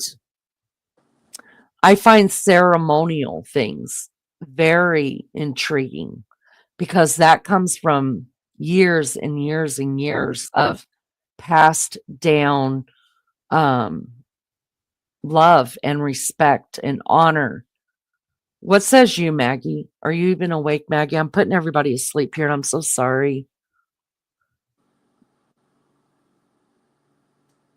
I think Maggie went to sleep. It's late over there. Sean, No, I what says? didn't. I was Oh, you talking. didn't. I was on mute. I don't do religion at all right now anyway. So So, that's I where I don't blame am. you, Maggie, because I'm off asleep. it's because it's hard to trust, like your spiritual leaders, and you don't know if they're being fake, especially when Yeah. there's money being traded into the churches, like Mary Jane Yeah. said, you know. mhm. Yeah. You don't know Well, I've if they're heard a lot good. about the churches and stuff like Yeah, that, because and things that like, a donation can become a minister or pastor's freaking paycheck. hmm and I've got good in my heart. You know what I mean? I wouldn't see anyone wrong, and I know good people, and I only bother with good people. I'm not, never. be cruel or unkind to people or animals, or so I'm not a bad person just because I mean I pray I pray if like I'll be praying now for Barbara Smith. I always say a little prayer, do you know what I mean? Mhm. Yeah. So it's that type. I mean, my mum was disgusted when I told her that I just didn't feel it, because my mum was really religious, but Mhm. she No, but never went to that's church. also the difference between European religion, which is you guys are really faithful and go back into the old times, Yeah, and American faith. You but know. now all our churches are closed down now. We've only got, I think, 2 church in our local area, Oh where wow, there was That's churches everywhere. We've got wow, all our churches are like locked. You can't walk in any of the churches now. wow. but It's really, really That's changed. cruel. isn't Yeah. there a difference though in Yeah, chat if you want to jump into this chat? I think I just saw Sean's butt again. Okay. Anyways, Oh, Sean's, what's happened? Sean's laugh it kills me. Him and Wild Angels has the Mr. and Mrs. Award for best laugh on YouTube. But there's such a huge difference in religion and spiritualism though. I used to not understand that. I No, completely I don't understand it understand now. it, and I think it's something I need to look into. Because when someone says I'm more spiritual, I'm like, what does that actually mean? Well, I think that it is it can be used in a different way than what I would use it. When I say I believe I don't think I'm religious. I used to say I'm religious, not so much spiritual, because to me spiritual had a connotation of the chanting and calling the spirits, and just that was the connotation of it. And I believe so now what I say of myself is that yes, I'm a Christian, which means that I follow Christ's teaching and the teachings of the apostles, and that I'm spiritual, as in I don't think spiritual is a religious thing. I think spiritual is a individual walk with God, not ordered by man or a Maybe community that's what I of am then. churches. You I know what have I mean? my own. Yeah, Like you're not following a set of orders or things that were put out, that yeah, um, proclamations of the church or whatever, that this is what we stand by, but it's yeah. more of a one-on-one with God, Hmm. and you know what I mean? Like you may Yeah, not even go to church. You may just no, read whatever word you believe in reading. And like for me, it's the Bible. And it's not a man-made religion that has given you um rules and ways to live according to what their bylaws of yeah. the church are. Your bylaw is God. And so to me, I think spiritualism is definitely just a one-on-one You want relationship, yourself. Yeah, mhm, that yeah. God That deals with you makes more only sense. about. Yeah, Yeah, because I bylaws just of men, that's know right. that my friends who do go to church, I just don't feel what they feel at all. At all. Do you know what I mean? They sit and tell Mhm, me, and they don't ever push anything onto me, which is why I love them. They leave me be, and they just say, you're a good person, so it doesn't matter to us." But yeah, so I mean, I've never ever sat in church and got this overwhelming feeling or anything like that. And mhm. and I don't mean that disrespectfully to anyone who's religious or anything, but it's not for me. I don't blame you. Well, I think you do have some sort of spiritualism, because Mhm. if you didn't, then you wouldn't. Whenever we talk about, can we keep so and so in your prayers, then you wouldn't say a prayer. You Yeah, would just be true. like, Yeah, move right maybe. along. You know what I Yeah, mean? So you believe in but I something. do I think pray. you're Yeah, just more. in my brain, this is unsure. what I I think say. you're very If unsure. if there's anyone listening, this is what I say. You know, if there's anyone listening that can help and can make it better for her or less painful or get her well soon. This is what I'll say about people. Do you know what I mean? If there's Mm, someone listening to me, that's what I say. I And I'll understand. pray. I'll pray to my mum and my dad and I'll ask them too. Mm, So and I pray to I do ask Our Lady of Fatima because that's what my mum found the last couple of years. She started praying to Our Lady of Fatima. She had a bit of a something happened and then she started praying to her. So she kept saying to me just weeks before, please trust in Fatima, please trust and pray to her, please. And then something happened. I was on a new tablet or something, and I think they worked or they took me off a tablet. And my mum said, I told you, because she had said to me, pray to Our Lady of Fatima. So I did. And she said, I told you, she's the one, pray to her. So, so I did, but now I don't. mm, mm. So I'm just a little bit mixed up, Lee. But yeah, that's it. I mean, but that's it, yeah. And each to your own, and I love that you have faith. Do you know what I mean? And when you all talk together, it's nice to listen to. Yeah, And if that's what comforts you, then that's lovely. If you can believe in something that comforts you like that, I yeah. think so anyway. Well, I'm falling asleep, honey. It's 10 to 12. Alex in work at 12:30 tonight, Okay. and he's just fell Thank you. asleep on the sofa. Okay, man. Oh, bless him. Thank you so much, Maggie. I have enjoyed it, and Oh, you're I such have a. too, and I can't wait for tomorrow, Lee. It's been Oh, I brilliant. can't wait either. Can't wait Oh, either. so It's gonna be excited. exciting. Sean, Yep. I Yeah, loved seeing your ass. I've yeah, got to yeah. say it. Okay. Hey, it's all good. When you come here, you know what? You're gonna be slapping. Well, listen, Don't be slapping. JB missed it, and she wanted to have a look. She was Oh, you devastated. don't have to rewind the tape. Oh, you're gonna have to, JB, be prepared, because I wasn't. I wasn't. I thought you were gonna put a Hawaiian shirt on. Oh, shoot. So, oh, it's G lovely Brad, again. maybe come here. I'll show it to you live. Oh, I love Sean. Sean, you're adorable. I'm going to speak to you tomorrow, honey. Love you, Take girl. care. Have a good day. Lee, you have a good day too, love, okay? Yes, Lunch ma'am. Thank you lady, so much. I pray that your pain gets less. JB, I'm praying for your headache. And Barbara Smith, I'm praying for all your little ailments, girl. Lizzo, praying for you that your heart stays healthy. And for anyone else, I'm thinking of you all and praying for you all. Have a nice day, a nice evening wherever you are. Love yous, and I'll speak to you all tomorrow. Good night, everyone. Good night, Maggie. We Thank you. love Good you. night. Love ya. Good night and God bless. Bye. Oh, we love us some Mags around here. I'm gonna tell you that. Yeah, we do. Well, I wanted We- to answer to Maggie's what she was saying is that you women are a religion to us men. How's that? Because all good men worship them women.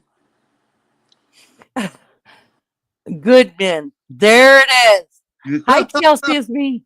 Good men. Good men. Is Yep. it in the Hawaiian culture? I know that. So I know the elders are held in really, really high esteem. Mhm. What is the men women kind of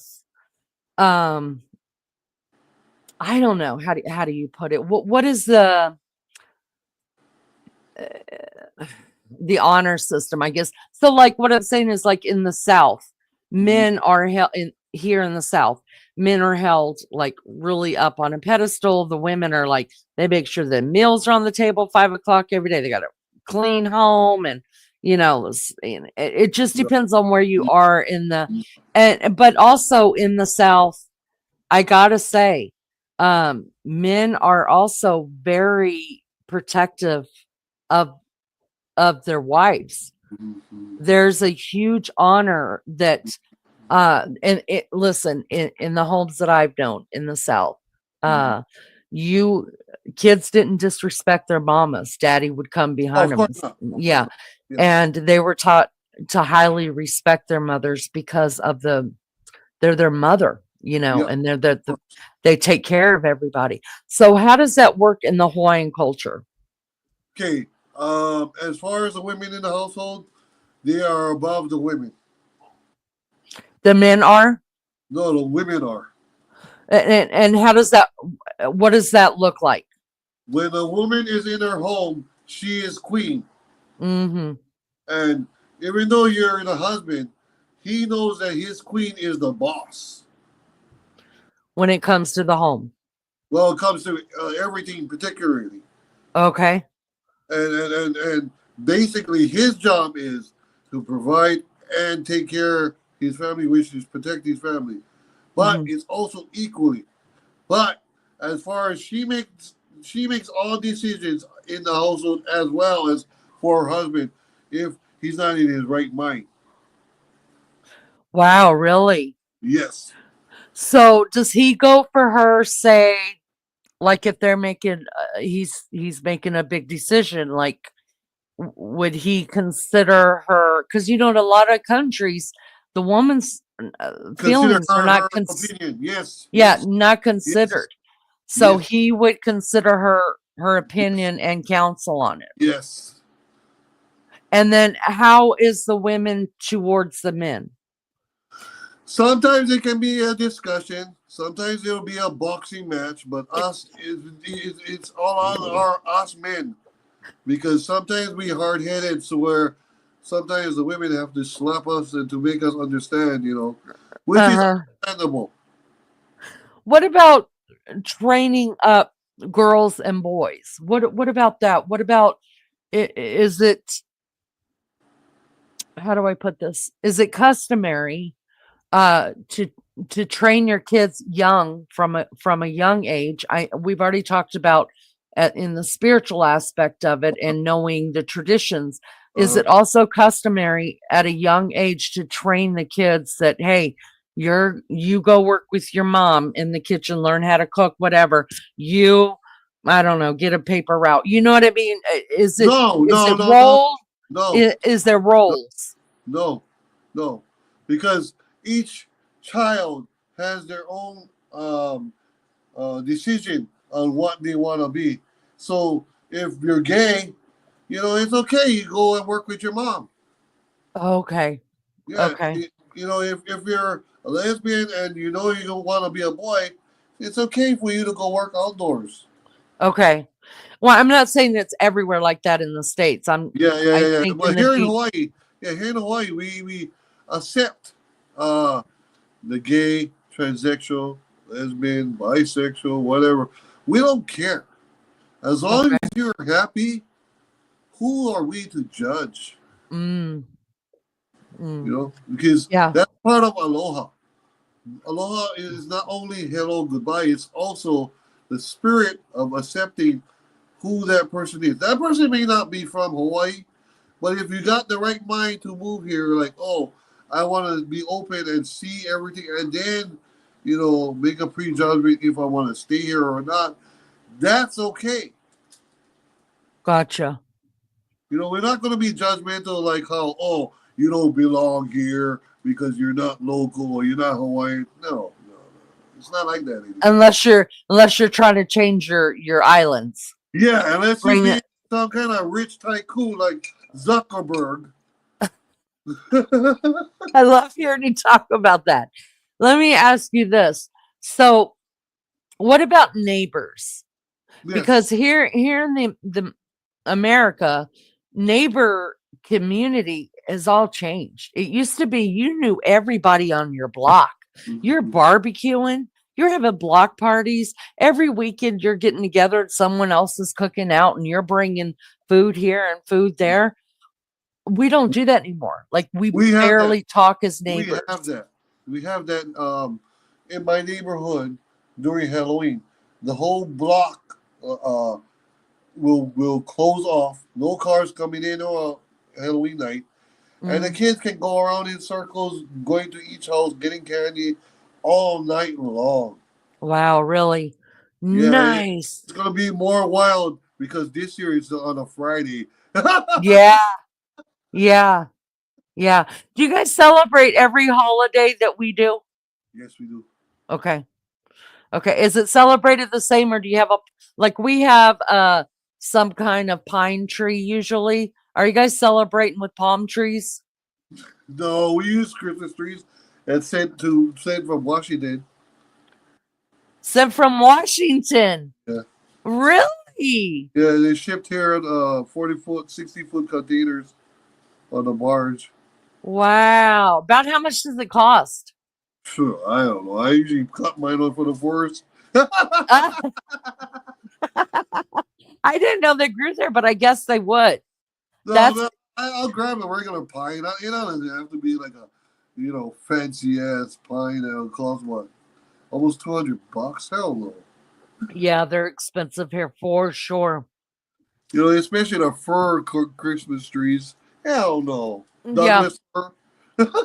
And you know what? That's usually it's one of the furs that we usually get. Douglas And fir. this year we got something different because it was $100 cheaper. We couldn't believe it. Yeah. But the problem is that certain furs only hold like the light ornaments. Well, not only that, is the wildfires too that are killing the farms. Oh yeah. Yeah. But then see, once we get them here to Washington, from Washington, it has to go in Honolulu to be inspected. And believe me or not, we've had a skunk, a snake, a raccoon. Oh really? Yeah, we've had them in the containers. Possums. So what do they have to be put down? No. Oh really? Because No. usually If they they don't like usually they go through quarantine. uh-huh. And Fish and Game makes the determination if they're going to send them back to the state or they might just keep them into the zoo they have in Oahu and name the Honolulu Zoo. Oh, that's really nice. Yeah, they don't This- want to terminate a animal just because the trees happen to be shipped here, and we have an understanding of that we are the guest and we human beings take advantage of the land and what we're supposed to do with the animals is chase them out and make them eat, they Yeah. get victims. Yeah. Can't do that. Yeah, I get that. All right, Sean, I think I'm gonna call it a day on this. Yeah, I got a lot of research to do. Are you gonna be back tomorrow, Sean? of course. All right, love bug. I need to set up with you when a good time is to talk about Whenever you're open, lady. I'm okay. open at any time. Oh, God bless you, Sean. All right. Sean, can you do me a favor? Yeah. Do you have Messenger? Yes, I got Facebook Messenger. Can you reach out to me on Facebook Messenger? It's just according to Leanie. That way I have a way of getting in touch with you. Okay. Yeah, I'll do that. And I'll look at Facebook for your Facebook, and then I'll go through that. yeah, it's just according to Leanie on Facebook. Okay. And yeah, so I have a way of getting in touch with you. I'd appreciate that so much, and we can talk there. Problem. All right. Thank you, Sean, for coming up. I love you so much. Bye, honey. Bye. All right, guys, that does it for another one. 3.5 hours long enough. I didn't realize I was as tired as I was, but I see a lot of movement happening in my house behind me, and I'm hearing a lot of movement happening. I see bonus child is home, baby child is home, beefcake is home, and everybody's moving in different directions, and it's making me nervous. Like, I need to know what's going on and what's going on. Because everybody's like moving around the house and talking. That doesn't happen here. We all stay in our own areas, but they're walking through my area like something's really going on. I gotta find out. Something's happening here. Something's going down. I'm always the last to know here, to tell you guys the truth. All right. Thank you guys so much. Straight out to the mods. Thank you guys. Man, keeping the chat going and giving us a safe place to hang out. Appreciate you guys so much and your dedicated time, always being here, always protecting. I appreciate you guys so much. To the chat, thank you for keeping it going. Even the ones that hang out in the bushes, if it wasn't for you guys, we wouldn't have a channel. To the channel members, please take a look at the community post that was posted last night. There is a message there for the channel members, and thank you for helping paying the bills around here. And panel guest Sean, of course, all day long. Thank you so much. Thank you for those that are new around here just because of the Kohberger thing. I hope you keep coming back and you'll hang out with us. And thank you for everybody getting involved and supporting us through all this. I appreciate it so much. Love you guys. If you can't be good at it. And we'll see you tomorrow. Y'all, you're gonna want to be here. I'm just saying. Just saying. All right. Love you guys. Talk to you later. Bye.